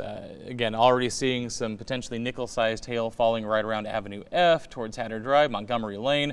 Moody Elementary School right now kind of underneath what we would call potentially that 1-inch hail. In fact, I can give you a better idea here. Yeah, exactly right at 1 inch right there, right around Moody Elementary School. And again, that's what's being estimated by our radar, but so far today been fairly accurate based on the reports that we've gotten from people on the ground. So keep that in mind. Quarter-sized hail right around the elementary school. Old Country Road, a little bit larger than that. Looking right at 1.1, maybe so somewhere between quarter-sized and ping-pong ball-sized hail there falling through. You can see it now moving through Moody, but again, the hail kind of dragging a little. Okay, sounds like Samantha is telling us we have some hail and rain video, so if we can pop that up. Take a look here. So this is from our Madison. So this is from our reporter, Madison Palumbo. You can see hail covering the ground. Again, size is one thing, but when it's falling at this rate, again, a massive inconvenience. Hard to tell from this perspective how large the hail is, but it looks like it could be nickel quarter-sized hail. And then the rain just reducing visibility. I always talk about this during these storm situations. We have the things that obviously are obvious to all of us. Hail, strong winds, tornadoes. It's not great to be driving in these situations either, and the road ponding is just one issue. Take a look at the visibility. With the wind and the rain moving through, you can hardly see what's going on in front of you. So again, it's just not worth being out and driving when we have these thunderstorms moving through. So that's some great video sent to us again from Madison Palumbo. Thank her for that. You can see the lightning as well. But this is what the radar looks like. Again, we haven't seen any extension or expansion on these warnings just yet. We would expect to see a few more scans to see if they continue to kind of shrink a little bit in size or in terms of intensity before being allowed to expire any of these completely. We'd also want to see some strengthening in here before we extend them out further because we want to avoid things. And again, this is part of what we talked about with the National Weather Service in our severe weather special that you can find on 6+. One thing we talked about is warning fatigue. We don't want to issue a warning that's going to be in effect for 2 hours because here's what happens. People will obviously start to wonder what's happening, why nothing has happened, why am I under a warning if nothing is happening, especially if those outdoor warning sirens start to go off. And then after, 30, 45 minutes to an hour, you come out of your safe space and because you think nothing's happening. So that's why we try not to extend these before necessarily we're sure of what's going on, because we don't want to give people that warning fatigue. But again, so we'll issue them for about an hour at a time for a tornado warning, usually 45, or severe thunderstorm warning is about 45 minutes, tornadoes about an hour at a time, to give you plenty of time to prepare, but also not have you sitting in your pantry for the better part of 2 hours. So that's what we got going on. These are still in effect for about 8 more minutes. The likelihood here, as we take a look inside the storm, I don't have the National Weather Service Slack channel pulled up in front of me, so it's a little bit more difficult for me to kind of jump back and forth there and get confirmation of what they're thinking. But I can tell you it does look like we have still some potential 1-inch hail there in parts of northern Falls County, so potential there that we could see that severe thunderstorm warning extended out a little bit. As far as the southern half of the storm, again, this hail core through Moody moving basically east. So again, if you're in Bruce Folletti, be prepared that this is headed your way. That holding together as well at about 1 inch, or maybe a little bit better than 1 inch. So again, these severe thunderstorm warnings very likely, I don't want to say likely, but it's very possible we could see them extended out to the east, as we are still seeing these storms hold together a little bit. Going to take a look at a wide look at our velocity scans, just to take a look at wind speeds. I'm not really concerned about too much rotation with these storms. I am worried, though, that they are spitting out winds of 50 to 60 miles per hour, which is still plenty strong. So 45 miles per hour there, kind of between Troy and Temple. So 45, 50 is what I would say there. You can see kind of a similar situation up here from Marlin up towards the Falls County line. Very strong winds there as well, maybe 40 to 50. So again, to be seen here in the next 6 minutes if these severe thunderstorm warnings do get extended. If they are not extended, we will likely go back to programming on the television. Obviously, we'll keep the 6+ stream going, but I do kind of want to hang out and just see what happens with these warnings. It does look like these storms are holding together pretty good, so we very likely could see an extension. Again, if you're near Marlin up towards Thornton, still looking at 40 to 50 mile an hour winds. And I can actually hear now, so from our downtown Temple studio, I can hear the wind picking up and I can hear the rain starting to fall outside right now. So you can see it right there. Some of the bands of rain. This is not the heaviest rain we can expect in Temple, but again, that is still a little bit behind, but we are dealing with, again, kind of the leading edge of this storm system. So a little bit of rain starting to fall. More rain will be right behind it here in the next 10, 15 minutes. I-14 right now, so if you're from Killeen to Nolanville, we told you about this a little bit earlier, that hail core potentially heading your way. I do want to take a look at that one. Very strong winds there, probably about 40, 50 miles per hour. Hail, again, up to about nickel-sized in diameter. So again, it's that hail that we don't necessarily consider super damaging, but we definitely do consider inconvenient. Obviously want to be indoors. So we told you about that a little bit earlier, and it is kind of moving right along 14 like we thought it might. So that is moving in a direction that would, as we put everything in motion,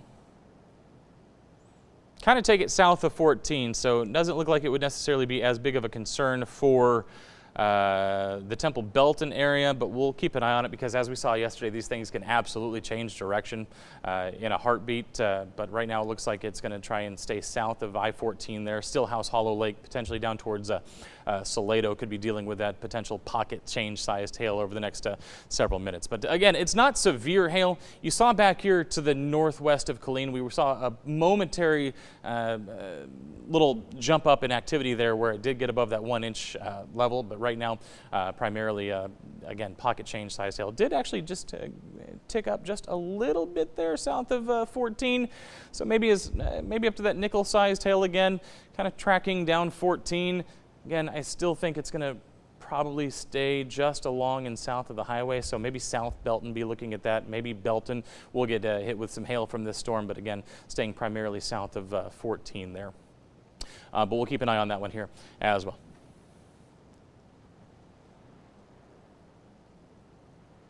Okay, so being told by our producers that yeah, we got 2,600 people being reported by Encore to be without power. More than 2,600 being reported by Encore to be without power in the Waco area. Also, on those same lines, starting to see our lights flicker in here just a little bit too.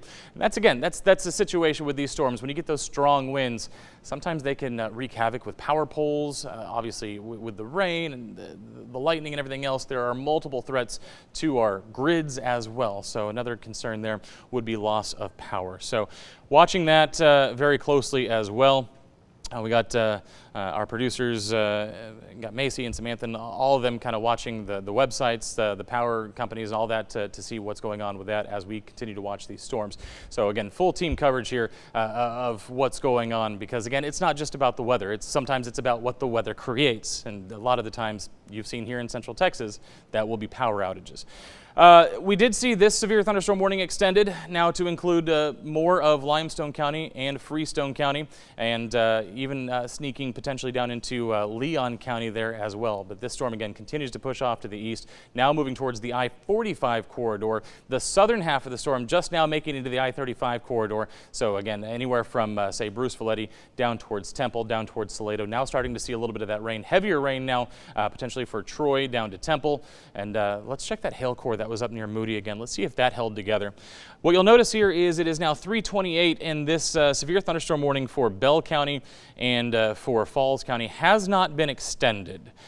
So again, probably just double checking a lot of the scans there at the National Weather Service to see if this is going to hold together. It likely will. We're still seeing hail right around 1 inch there in the Bruce Valetti area. So again, we warned you about this about 5 or 10 minutes ago, but now it is imminently upon you there in the Bruce Valetti area with large hail moving in.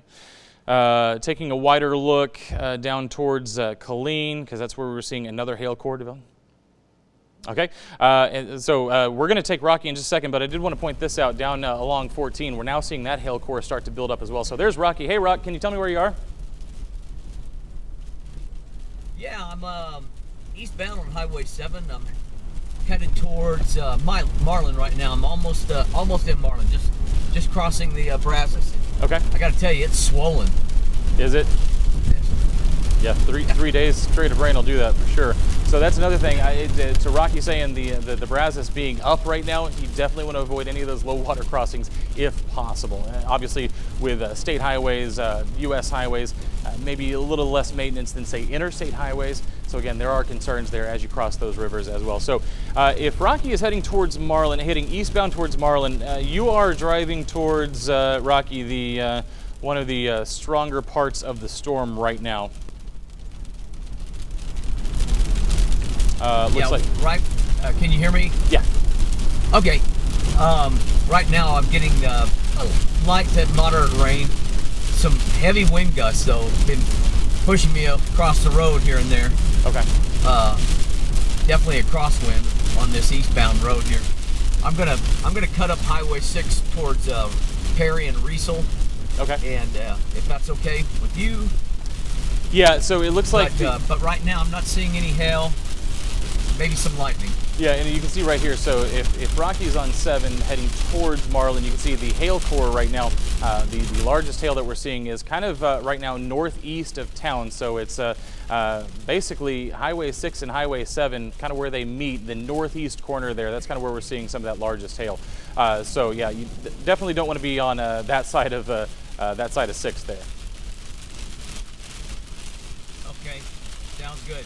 Yeah, the rain's really starting to pick up now as I'm coming into Marlin. Okay, so yeah, so you are coming up on basically the core of that storm. So I'm going to step off the camera real quick, log into my computer here for Bayla Bates. She's going to help us out a little bit, just like yesterday.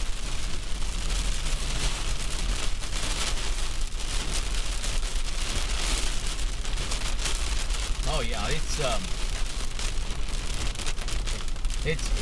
it's getting a little gnarly in here. The wind is obviously knocking some limbs, not limbs, but leaves and stuff on the road.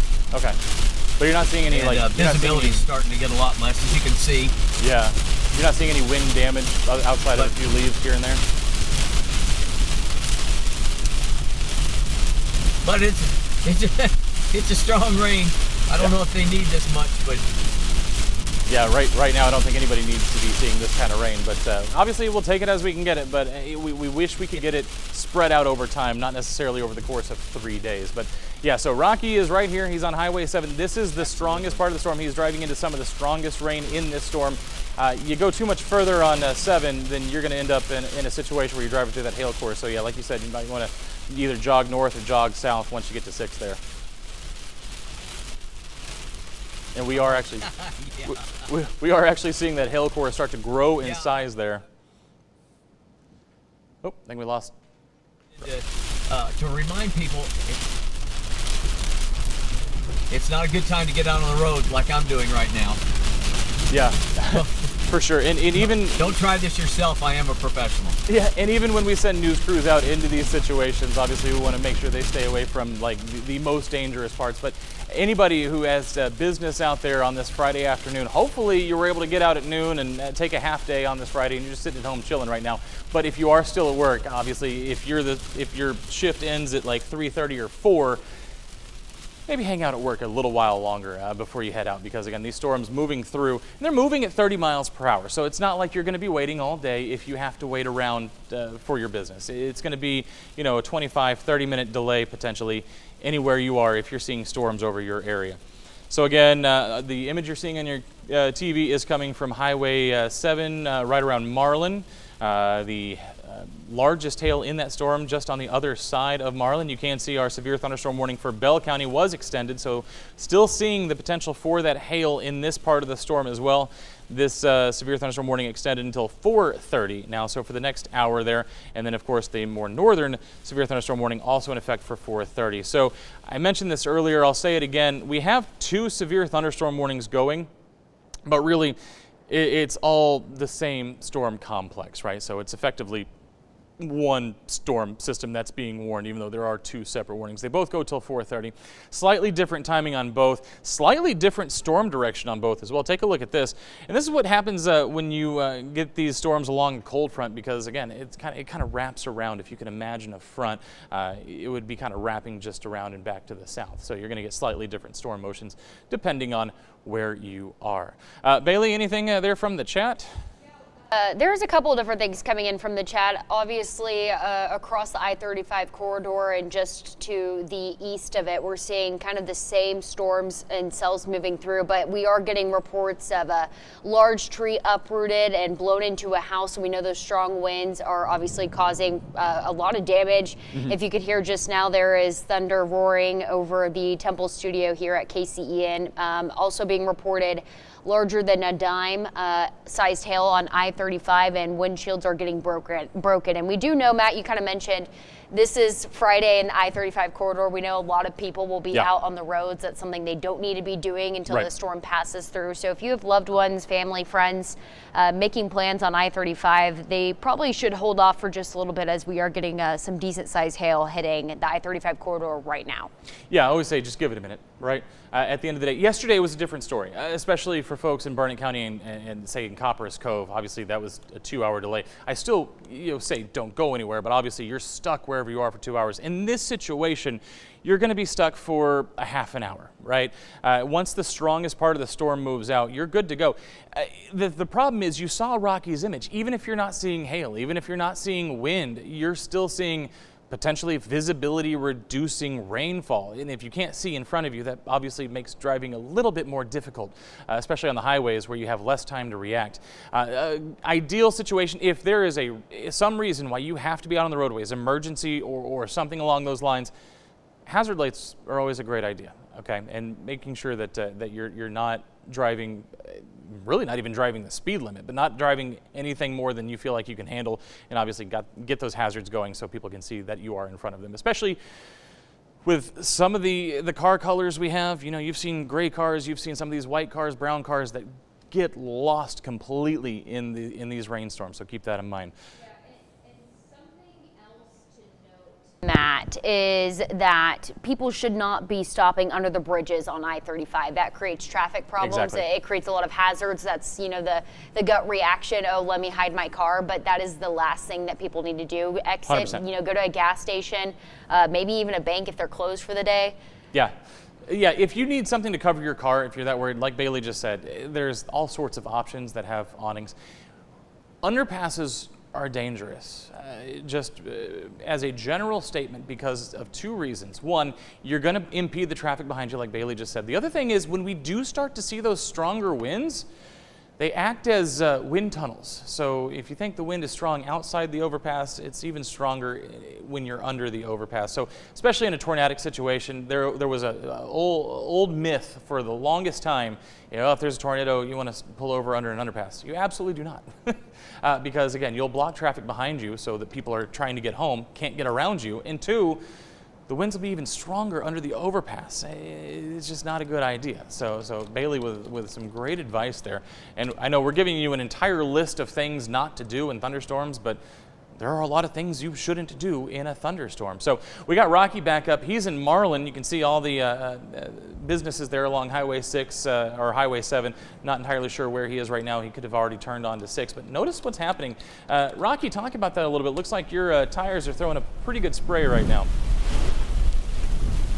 On cue. Yeah, I'm kind of doing that deliberately just to show people how deep this water is. I'm still on Highway 7, but I've just gone through downtown Marlin. Okay. And the roads here, I don't know if you can see this, but they're really starting to get washed over.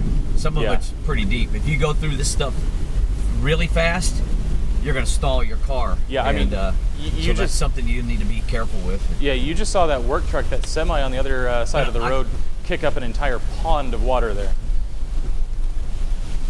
Oh yeah, look at this water right here. I mean, it's... Oh yeah, certainly. So it's not raining that hard right now, but apparently they've had some heavy rain here just before I got in town. Yeah, so that the core of that storm has now moved past Marlin. While we're talking about Marlin, Samantha just letting us know that their Encore is reporting over 200 people without power in Marlin as well. So we had the report of over 2,600 near Waco, now over 200 people near Marlin. That tells you this storm is packing a punch. And there's any number of reasons why that could be the case. It could be the strong winds. We already talked about 40, 50, potentially as high as 60 miles per hour at times. It could be that we are seeing some generators get flooded, things like that. Can't say that for certain. It's usually a wind situation, but that is also something to worry about. And this is exactly what I'm talking about. Don't stop under the... Okay. People camped out. Yeah. Don't do that. Camped out under the overpass there. Mm-hmm. Yeah, that thing you just saw, don't do that. That's a great visual illustration of what Bailey and I were just talking about. Again, you can impede traffic, right? So if people are trying to get out of the storm's way and you have an underpass blocked and then more people get that same idea, they say, oh, well, if he's doing it, I'm going to do it too. And now you start blocking the roadway under the overpass, you're going to create a traffic jam, and now more people are stuck in the storm. There are so many better options. There are gas stations, there are banks, there are, if you're in a more populated area, there are likely parking garages, but do not stop under an overpass. So that's key number one. If you're on the roads, if you have to be on the roads, don't stop there. And a lot of, I just want to give a little news disclaimer here. What you've seen Rocky do by kicking up the spray and the everything else, we're doing that for a little bit of visual effect. Obviously, Rocky has years and years of experience of storm chasing and driving through these situations. If you drive through that kind of ponded water, it can wash you away. So again, definitely don't want to be doing any of that. If you can avoid it, if you see flooded roadways, definitely avoid those. The other thing too, and I saw this yesterday, I mentioned it early, and I'm going to keep mentioning it because it is important. If local law enforcement or emergency management has set up barricades on roads, it's likely because they have seen some very deep water. Do not drive around barricades. Do not get out of your car and move a barricade so you can travel through it. Find an alternate route, or again, pull off in a gas station or somewhere else and give it a minute. Because again, you cannot be driving through barricades in these situations.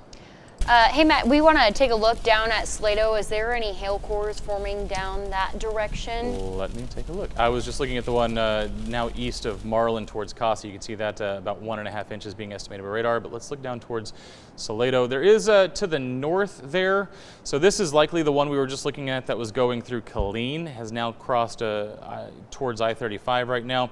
You can see probably nickel-sized hail there between Nolanville and Belton. Again, kind of riding right along I-14 right now. It was south of I-14 for a minute. Now it's kind of crossed, moving towards Belton. So there is a little bit of hail developed there. Not necessarily severe hail, but again, more of that annoyance hail that we talk about sometimes. So that's what we got going on there. What's up? What do you got going on over there, Bailey? I'm looking, I just want to point out, of course we're tracking this hail and that can cause a lot of damage, but there's still a lot of rain coming down across central Texas, and this is just shortly after what we dealt with yesterday. There are some road closures already happening, so make sure you check your routes, your frequent routes. I know people are going to try to be getting out, maybe picking up kids from school, maybe leaving from work, so please check your routes and make sure there's no closures from any, low water crossings. Absolutely. Or, of course, there's some dangerous spots in the Belton Temple I-35 corridor right there where roads frequently get shut down at Nolan Creek. So, yeah, and especially the further west you go, obviously as you get into the Texas Hill Country, as things start to peak and valley a little bit, obviously those are going to be areas where water can pool as well. Hey, what are we? Where are we here? We're at I-35, the I-35 East and West split. So this is near Hillsboro. This appears to be looking north, I believe. Is it? Okay. I was just curious because I didn't see Buc-ee's anywhere. That's usually my landmark when I'm...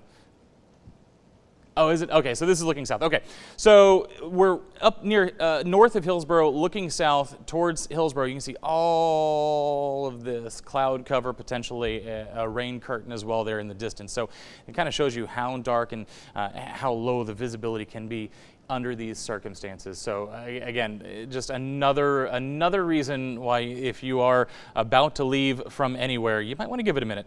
It is almost through the I-35 corridor. I told you if in this situation, it's not like yesterday where we were dealing with hours and hours on end of a storm being over a central location. At this point, things are moving. They're moving at about 30 miles an hour. So give it a half hour and you should be fine at that point. I'm going to take a wide look. I haven't done this in a while at our hail cores, and we're going to kind of try and cover the entire area. All right, so multiple areas of potential hail showing up on our map here. So between Groesbeck and Thornton there, just a very small hail core. But again, the main one we've kind of been tracking here, just east of Marlin now moving towards Groesbeck, back towards Lott, north of Temple, south. There, that's the one that Bailey and I were just talking about. It has intensified just since that last scan. Remember when I said nickel-sized hail? It has grown up significantly as it's crossed I-35 now, and we're talking about potential 1-inch hail there as well. To the north of Salado, so south of Temple, just on the east side of I-35. That's where we're kind of seeing that 1-inch hail falling now. Same story up around Marlin. This hail core around between Troy and Lott, about 0.8, close to 1 inch, so close to severe criteria there. So all this is potentially damaging hail, potentially between quarter and ping pong ball sized hail there, just on the other side of Marlin, again, moving towards Groesbeck. So this intersection right here, that's Groesbeck. So this is going to be, or that's not Groesbeck, I'm sorry, this is Causey, kind of between Groesbeck and Bremond there. So that's Causey right there. That's where that storm is heading. If you're in Thornton, a little bit of a hail core developing there. So what we've seen really is this storm has taken a real southerly jog. Remember, it was up along 164 a little bit earlier. It has now moved well to the south, crossing Highway 7 there, moving off towards Causey now at this point. So a lot going on out there. Severe thunderstorm warnings still in effect. Putting this in motion, yeah, you can kind of see here that storm, in fact, that hail core that was up around 164 basically fell apart, and we saw a new one develop there just near Marlin. So that's what we kind of saw happen there. That's moving along. 7. All right, Rocky, where are you at now, buddy? Hey, I'm just crossing the bridge at Big Creek, headed towards Posse, eastbound on 7 still. The rain has really intensified here.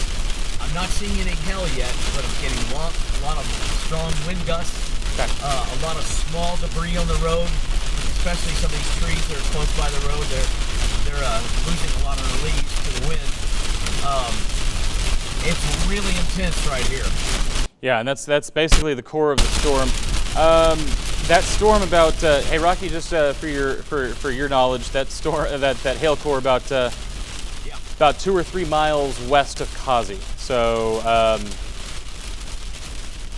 the 7 takes 7. That's where I'm at right now. Yep, and so that's why you're seeing the rain pick up. You go too much further, you're going to be driving right into that hail core, and it's about 1 inch in diameter. So while we're on the topic, if you're in Causey, this is heading your direction. So again, a very large hail core, about 1 inch hail in diameter there, moving along Highway 7 towards Causey.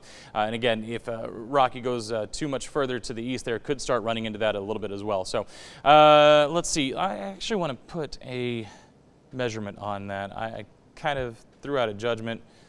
It's actually pretty close on my part, about 2 or 3 miles away there, that hail core is from Kazi. So we lost Rocky Sound, but again, you heard how intense that rain is. It is falling very quickly. The winds are definitely an issue too.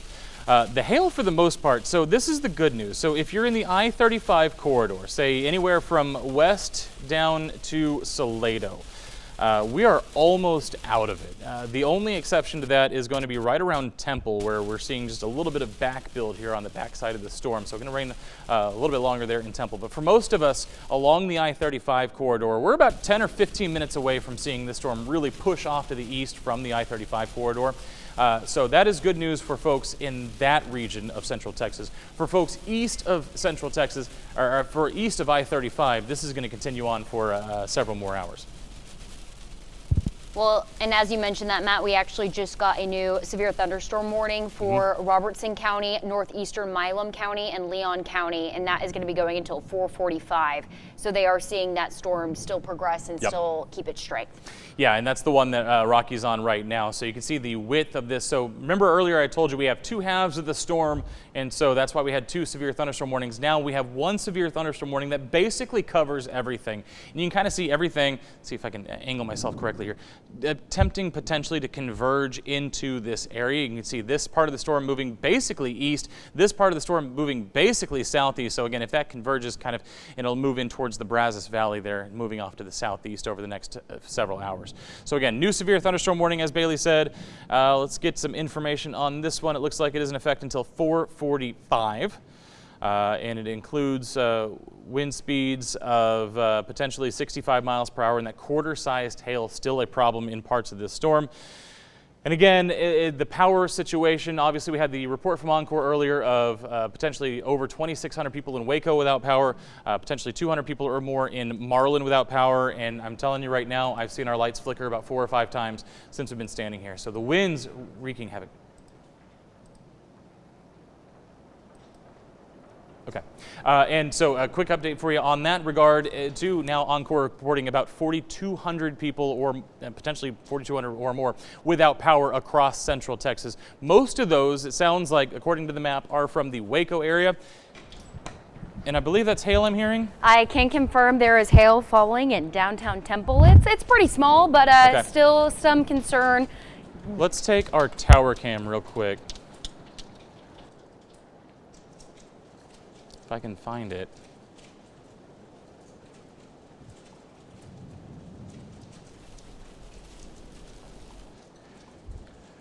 I was thinking about it, but I was trying to find the one that doesn't have anything on it. Here, I found it.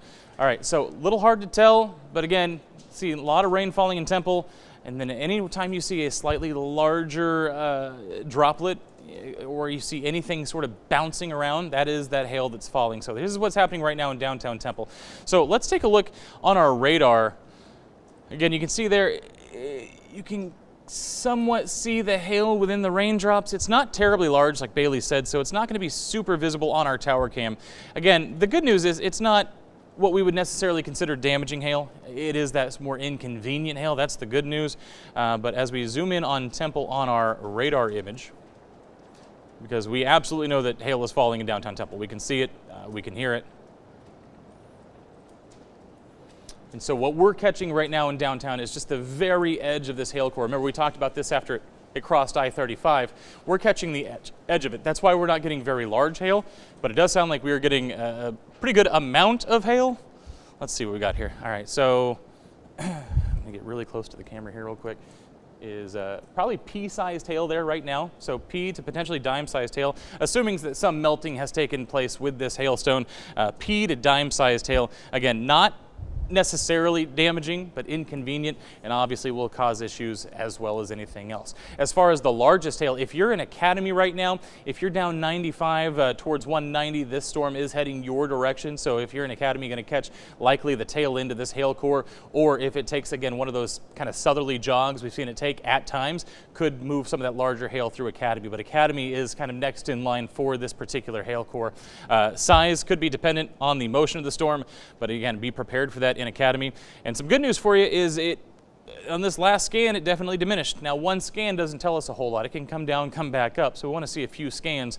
But just in that last scan, yeah, it went from basically 1 inch plus, closer to 1 1/4, down to about 1 inch hail there, now moving towards 95. And it is basically moving east, so it does look like Academy probably receiving some of that pea-sized hail we just got in Temple, and will likely continue there for the next several minutes as this continues off to the east. It's a fairly sizable area of that pea to dime-sized hail, so lots of people going to get it. But as far as the most populated areas there, Academy is going to receive that hail for the next little while. So again, strong storms all over central Texas, several of them severe criteria, but lots of hail, lots of wind, and definitely lots of rain as well. So that's what we got going on. Let's kind of zoom back out. We're going to let this go for a second. I just have to do one thing real quick.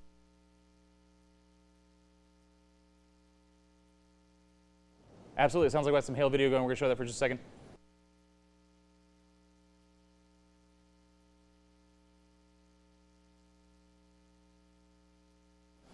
All right, was just conferring with Bailey there for a second. So again, we're seeing a lot of social media content about these storms here. Again, look at this hail and rain falling in Waco. Again, doesn't look terribly large in terms of the amount of, in terms of the diameter, but the amounts of hail that we're seeing, again, covering the ground, kind of like snow, obviously much larger than snow. And then here, that's a great video. So that is, when you see this, you're probably thinking of some of the supercells we saw yesterday, but that's what we call a shelf cloud. You're usually going to get a shelf cloud on the leading edge of these cold front type storms, or any storms that have sort of a boundary behind them. You're going to see kind of this shelf or roll cloud kind of come in on the leading edge of the storm. It looks very dangerous, and typically it is a harbinger of things like strong winds and large hail. So here's what we're going to do at this point. For our television audience, coming up on about 4 o'clock, since we're seeing kind of some of the activity move past I-35 and everything else, we're going to send our television audience back to their programming. But if you want to stay with us on 6 Plus, we're going to keep this live stream going. We're going to keep talking about these storms. And again, it's always important this time of year on these types of days that you want to have the 6 Plus app, you want to have access to our mobile app, or at the very least, the old-fashioned way, kcentv.com, because we keep these live streams going basically constantly. We don't necessarily always update if there's not a whole lot going on, but we'll at least have radar, and then we'll jump in with updates as necessary. But for now, for our television audience, let's get you back to programming. For our digital audience, we'll stay right here with you.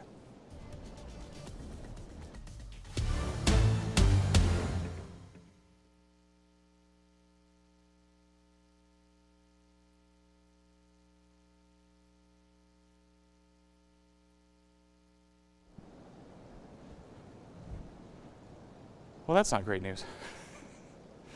All right, let's take a look here. So that storm that Rocky was on earlier, that one continues to really develop here now as it's passing through Caussey, now onto the east side of Caussey. Again, it looks like the hail core, at least on our scans, and again, these scans may not be 100% accurate, but again, it looks like it's lagging a little bit behind the storm there. Rocky, what can you tell me? Where are you and what are you seeing? I still haven't made it to Caussey yet, so I'm still west of there, but it has really picked up. You can see off to my right, all the fields around here are starting to flood. Oh yeah. Traffic is down to about 10 miles an hour. Yep. Visibility, eighth of a mile, maybe less. Okay. Yeah, and again, and the wind is really blowing hard. It's really up as I move, and I'm starting to get some hail here and there. All right, so starting to kind of move into the back end of that hail core there. Again, according to our radar estimate right now, the strongest hail right over Caussey. It looked like on our, there it goes now on our latest scan, the hail core, the core of the hail core, the inner core, if you will, has now moved past Caussey, still on Highway 7, but again, still seeing some of that potentially nickel dime-sized hail falling there in the town of Caussey. And again, this moving right along Highway 7. It's been moving right along Highway 7 basically since it formed over near Marlin. So again, that moving basically due east at this point. That's what is going on there. Other areas across central Texas, of course, still dealing with weather as well. Yeah, we actually have an update from Encore power outage. It looks like there are over 1,000 customers without power in Bell County. Just goes to show we already knew that there was lots of power outages in Right. McLennan County and, of course, Hill County as well. So as the storm moves through, packing a punch with winds and hail and heavy rain. So several thousand Central Texans dealing with power outages right now across the viewing area. Yeah, given the way our lights were flickering here in the studio, I believe it. But yeah, that's I always use that as kind of my indicator. If our lights start blinking, then like Bailey said, there's probably some people in Bell County without power, and like she said, about 1,000 people there. So the good news is that part of the storm over Temple is starting to move past I-35 a little bit. You can kind of see that right here, a little notch in the storm there right around Temple. That'll continue to push out. The rest of I-35 clearing out a little bit. Seeing a little new development around Elmont and Waco, but I would be very surprised if this turns into anything super severe out there this afternoon. But the main push of storms, again, pushing through the Highway 14 corridor right now, and then southern not even I-35 anymore, basically Highway 53 there, coming out of Temple, going out towards Rosebud. That's where those storms are right now. And again, you can still hear the rain on our roof. You can probably hear it over our microphones here at our downtown Temple studio. But otherwise, everything continuing to move off to the east right now. Otherwise, as a reset here, we have multiple severe thunderstorm warnings. These were set to expire about 3:30, but obviously the storms did not quite make it out by 3:30. Those have been extended. We also have a new severe thunderstorm warning out ahead of the main line here until 3:45 or until 4:45. So I guess these were actually in effect until 4:30, so they are still about a half hour away from expiring. All right, I see Rocky making some maneuvers here. What's up, Rocky? Turn around. Did it get a little too haily for you? No, not so bad. The traffic's getting really bad Oh, is it? Okay. because of the weather. I'm just pulled off here for a minute to take a break, and I'm right across from the little Exxon station here in Cossie. Okay. I know exactly where that is. So And, you're right a there. lot of people are pulling off the road and taking a break. It's really coming down hard here, and it's a white knuckle driving. Yeah, for sure. And again, like Rocky said, everybody's, for the most part, other than the couple of people we saw under the overpass, most everybody's doing the right thing. You saw a lot of people with their hazards in the video. You saw people, you heard Rocky say, driving about 10 miles an hour. People are doing the right thing. But if you can avoid driving, that is obviously the best idea, so that you don't add to the traffic issues that Rocky was just saying. You know, if that means hanging out at work for an extra 30 minutes, if it means, sitting, waiting to go out, or whatever plans you have for the evening, giving that another 30 minutes, just so that you don't, continue to add to those growing traffic problems as the rain continues to come down. Do want to point out this tree branch, as Rocky said, still some gusty winds in this storm. You're basically, Rocky, kind of behind the main core of that storm right now, but you can still see winds blowing out, outflow winds out of the storm there, Okay. still moving those trees around a little bit.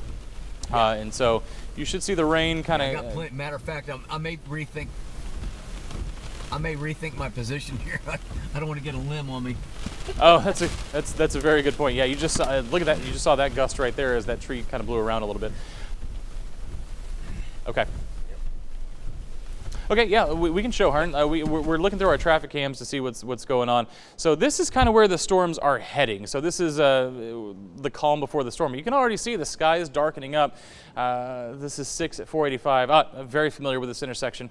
For a little bit of backstory, obviously when I started at KC and I started over at KAGS, and so anytime I had to come out here to Temple, it was Highway 6 to 485 straight through downtown Temple. So very familiar with this area.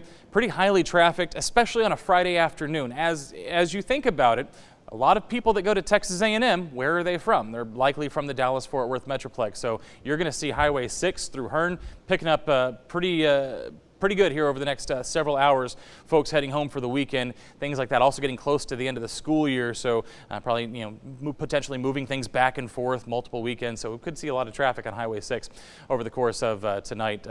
So again, keep that in mind. If you just keep an eye on the weather. If you're down near Texas A&M and you need to head to Dallas, or vice versa, just give it some time, because from Dallas to Hearn is only about 2 hours and 15, so you could still be seeing a lot of this activity on the roads there at that time, especially in the Highway 14 corridor there. So keep that in mind. Heavily trafficked areas don't add to the issues that we have, but you saw that picture out of Hearn. Things starting to get a little bit darker in the skies as these storms get a little bit closer. You can see as far as Hearn goes, I'd be looking at these storms down near Rogers and Temple, Rosebud, moving down into that kind of area there. But again, Calvert as well, also kind of on that route from Texas A&M up 6 towards Bremond and then getting on to 14. So keep that in mind that that's going to be probably pretty heavily trafficked over the course of this evening, and also recipients right now of some very heavy rain. So there could still be standing water on the roads even if you give it a little while. Anything worth noting there, Bailey Bates? It's slowing down, and I think that Okay. is some good news, at least for the I-35 corridor as this dips closer to the Brazos Valley. I'm sure we'll get some more chatter going on. Really, the only notable thing right now is penny-sized hail still coming down in Cossie, where Rocky still is. So Right. we do know that that hail core has kind of gotten a teeny bit smaller. Yeah, and really it's the only one left at this point. You're seeing the rest of the area basically dealing with rain. Probably still some hail there in Bell County. We can check real quick, but really it's that Cossie storm, the one moving just to the east of Cossie at this point, that is causing this issue. Okay, sounds like we also have some, I'm assuming, video coming out of Lacey Lakeview also of some of the hailstorms that have come through, so if we can pop that up.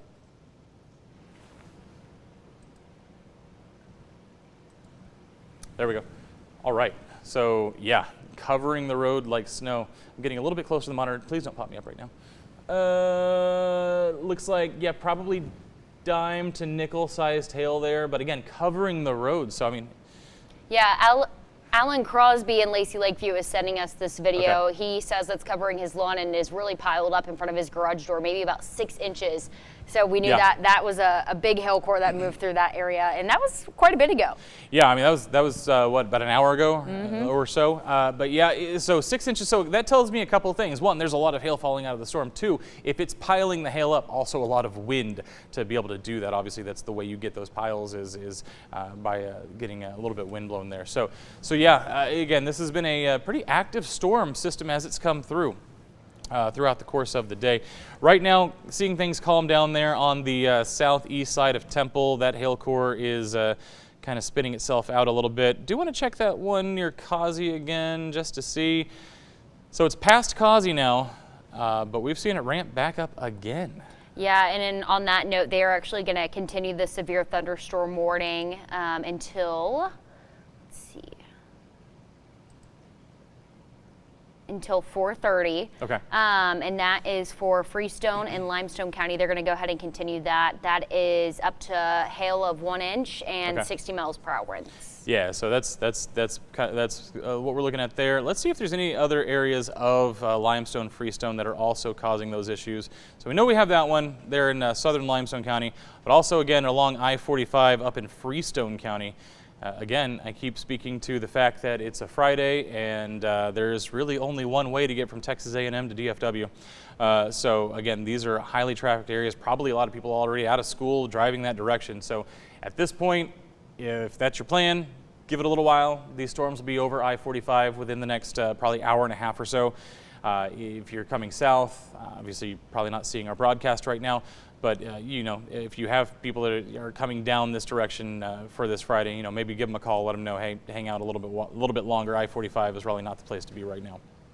The good news for the I-35 corridor is it looks like they are going to trim back on that severe thunderstorm watch as these storms keep moving across the area. So we are expecting that to happen fairly shortly.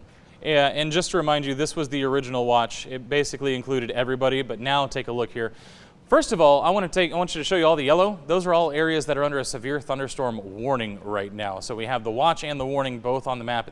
Take a look at just the size of this storm and how much of central Texas it covers. But we've already seen Hillsborough, Bosque County, Hamilton County, Mills County, Lampasas County, Coryell County removed from the watch. And so as Bailey was saying, we'll probably likely see more counties shaved off as well. And we'll probably likely see that warning kind of shaved a little bit too. So that's good news. What this tells you is kind of what I was saying earlier, is as this particular line of storms comes through, what's going to end up happening is we're really going to start zapping some of that instability out. So yes, we do have the risk of lingering thunderstorms into the evening, into the night, but as far as the strongest activity, what would warrant the severe thunderstorm watch, should be gone here over the next little while.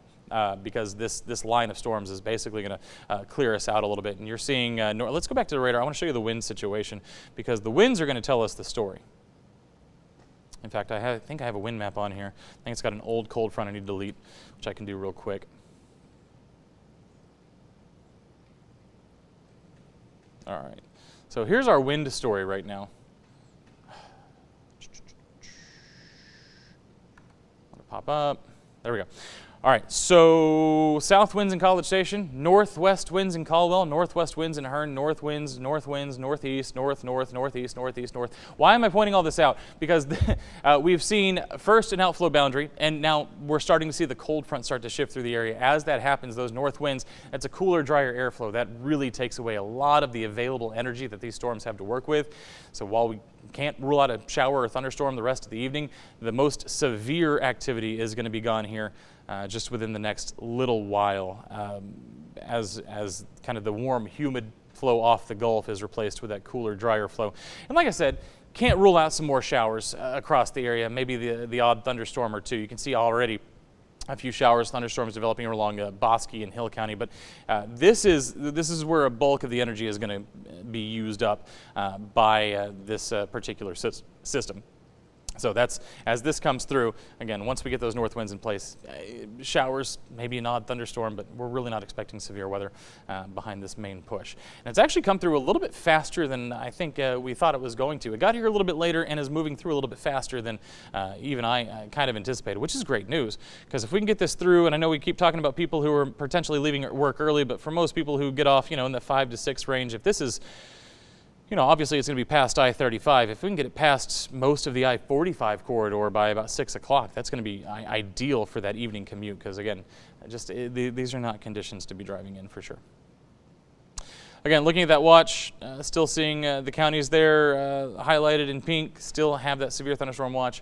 We will see that trimmed up a little bit, I think, as well over the next little while. The only caveat to that is there are still some counties south of central Texas, say Travis County, Williamson County, maybe even to Burnett County, could still hold on to a little bit of that instability because, again, just where the storms have been and where they haven't been, so to speak. Here's your forecast. Again, this is the next, it's set to 410. I think by 6 o'clock we could see things starting to transit across the I-45 corridor, 7, 8 o'clock, and then we're kind of done with it by that point. You can see there's not a whole lot of activity set to develop once we get everything through the area. And that's great news because that will allow us to move on to our Friday evenings for most of us and not have to deal with that as we're heading out and about for the evening hours. All that being said, what we're going to do is going to take just a quick break. We'll leave the radar running, but going to step off the screen for just a minute here and go check on a couple of things as we start to get prepared here in the next hour for 6 News at 5 o'clock. Thanks for staying with us this afternoon, and of course, we'll be here. If anything else pops up, we'll let you know about it for sure.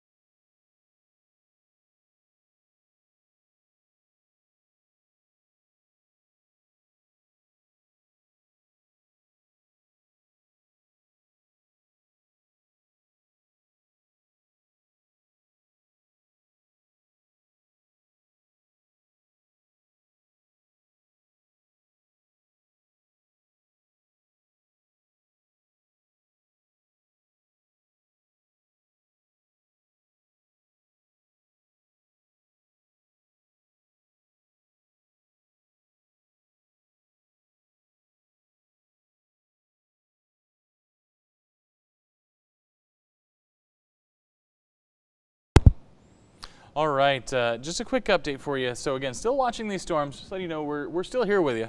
We're just going to be a little more vigilant about the updates that we do. So just want to let you know that in the last 15 minutes or so, we are hearing reports of some power outages in Mejia as well.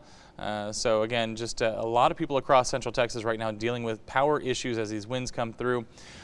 Seeing some reports, 1-inch hail being reported. So obviously we have our, our estimates that we always talk about, but we're seeing 1-inch hail actually being reported on the ground by spotters there. So quarter-sized hail in Fairfield near 75 and 1128.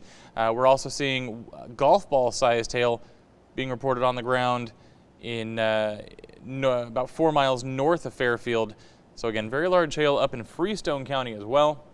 And you can see that hail core up there kind of moving through across 45 there. So it's now crossed 45, so that's good news. If you're in Temple, hearing a little bit of that rain pick up again as we're starting to see some back building into this storm, just a little bit, not much, nothing severe, just rain at this moment. So from Temple to Troy there, Salado, same story, a little bit of a storm drifting north through Salado. Will likely drift into Belton and Temple as well here in the next, probably next 20 to 25 minutes. So more rain on the way for Temple. Lots of rain now in the forecast for the next few hours for the Brazos Valley College Station right now, getting dumped on a little bit with some heavy rain. But the hail right now is confined basically to Highway 79 and 7 there between Marquette and Franklin. So Highway 7, Highway 79, Marquette to Franklin, that's where some of the largest hail we're seeing right now is. 1.3, again, that's an estimate, but looking at about $half sized hail potentially there in that part of the storm as well.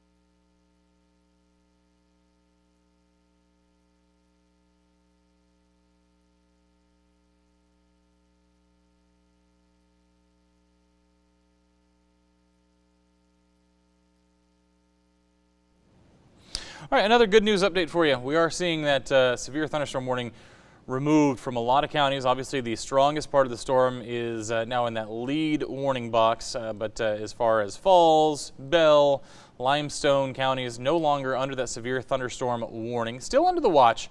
We'll see if that starts to get trimmed back a little bit more. It's already been trimmed back a little bit. We'll see if it gets trimmed back a little bit more. But the severe thunderstorm warnings have now been removed from Falls, Limestone, and from Bell counties. So that's good news as well. Main severe thunderstorm warning is still in effect, though, for parts of Milam, Robertson, and Leon counties, and that goes for about another half hour through 4:45. So still keeping an eye on that storm. Still has the capability of strong winds and large hail as it moves through. And again, you see Freestone County also under severe thunderstorm warning. That storm you see up in the northeastern quadrant of the county approaching the Trinity River, that is the one that had reported golf ball sized hail on the ground there from just a little while ago.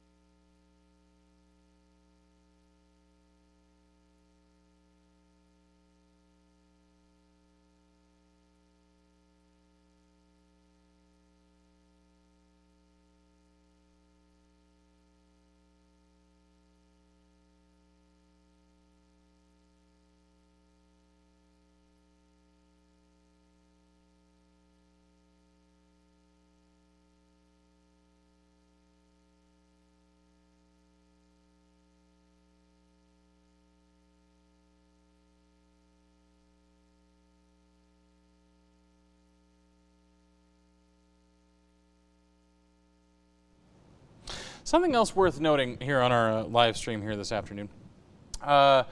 Temperatures right now, as the storms pass through, and again, whether it's an outflow boundary or whether it's the front itself, as it comes through, you start to see those north winds. Things are getting very cool across central Texas. 60 degrees right now in Temple, 62 in Killeen, 60 in Marlin, 61 in Waco.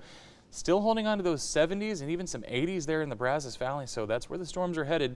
Obviously, the front hasn't passed through there yet, so obviously still some activity left for the Brazos Valley, but for central Texas, take a look here. We are seeing some redevelopment behind that main line of storms, so if you look through, say, Falls County right now, down towards Temple and Salado, still seeing some rain, but it is not at all to the extent of what passed through just a little while ago.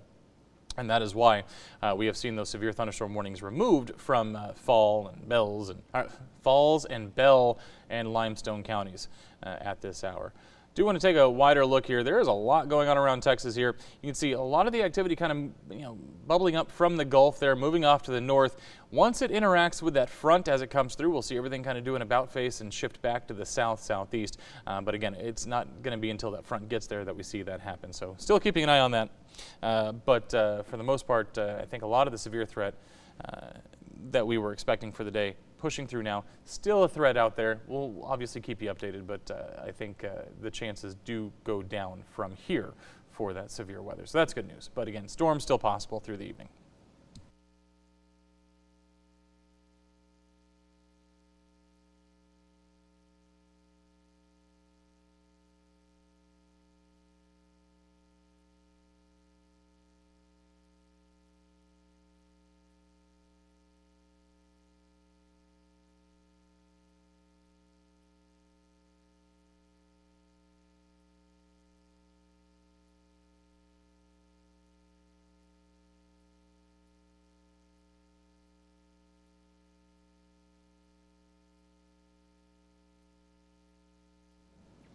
Worth noting that while the hail core there on the Robertson County storm has come well down, but it's still producing potentially 1-inch hail there.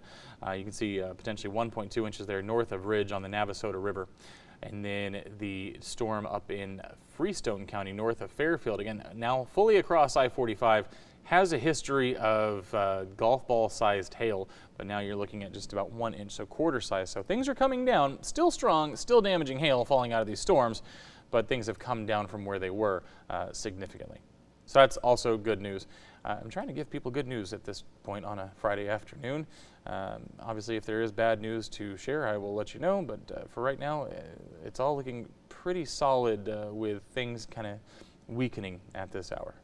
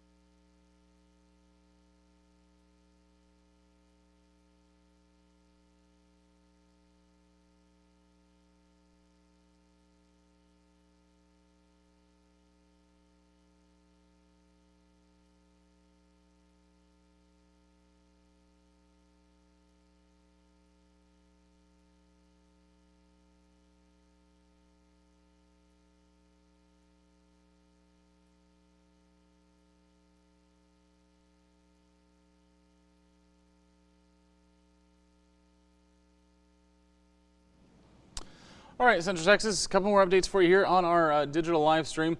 Again, we're getting ready for 6 News at 5 here in about half an hour, so limited updates for you just as we prepared for the show. But right now, most everything is looking all right. Again, we have the one hail core right now moving into Leon County, but that's really the only one. You can see the severe thunderstorm warnings continuing for Milam and Robertson and Leon counties, also for Freestone County there as well as these storms continue to push through. Still could produce gusty winds in excess of 50 miles per hour. Also do have some concerns with some smaller hail. You can see there just to the northeast of Ridge, just over the Brazos River. Sorry, not the Brazos, the Navasota River. You can see there is 1 inch hail potentially there, kind of between Ridge and Centerville, moving off to the east. And then we have the storm up just to the northeast of Fairfield as well, also producing some smaller hail, and again, a very small area of hail there. As far as the winds go, again, if you look near Ridge, you can see some colors there that indicate maybe 40 to 50 mile an hour winds. This near Buffalo, kind of right on the edge of our radar here, so again, maybe not as accurate, but showing about 40 to 50 miles per hour potentially there as well. So winds and hail still moving out of the leading edge of the storm, still seeing some rain moving through parts of Bell County, through Falls County, but things calming down in those areas for right now. And you can just see that the severe thunderstorm warning was just trimmed off. So all of Limestone and most of Robertson County removed from that severe thunderstorm warning. Now just basically from Ridge to Centerville, that's the area of the warning on that storm. That's where that hail core is. And of course up in Freestone County as well. So things calming down at the moment. Still a chance for showers and thunderstorms the rest of the evening. Primarily going to be a rain and thunder and lightning concern for the rest of the day.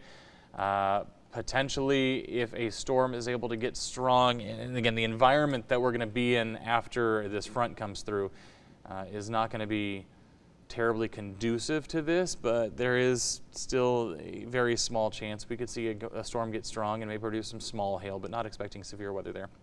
Kind of behind this main line. But showers and thunderstorms, like I said, could continue for a little while here, so we'll keep an eye on that through the rest of the evening as well.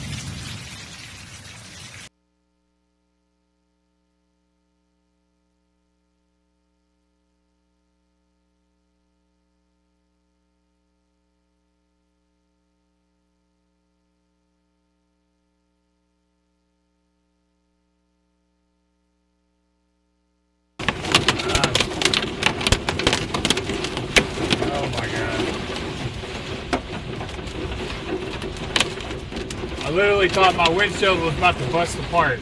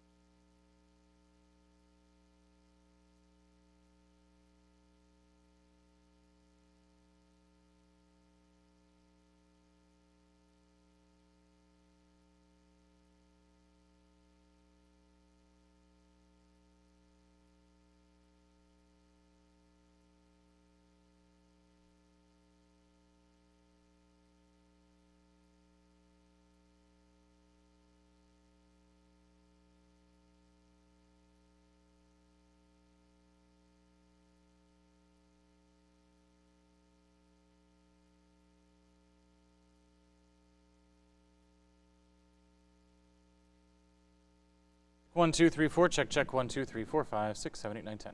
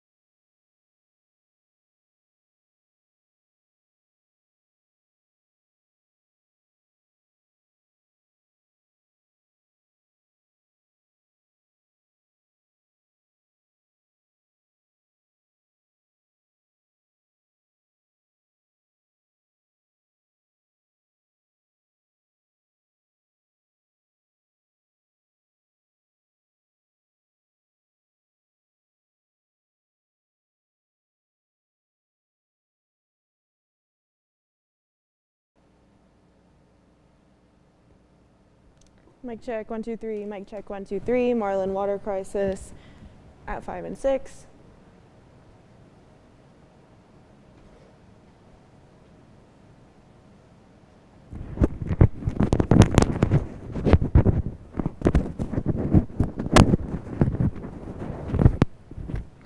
Mic check, 1, 2, 3. Mic check, 1, 2, 3. Is that better? Okay, cool.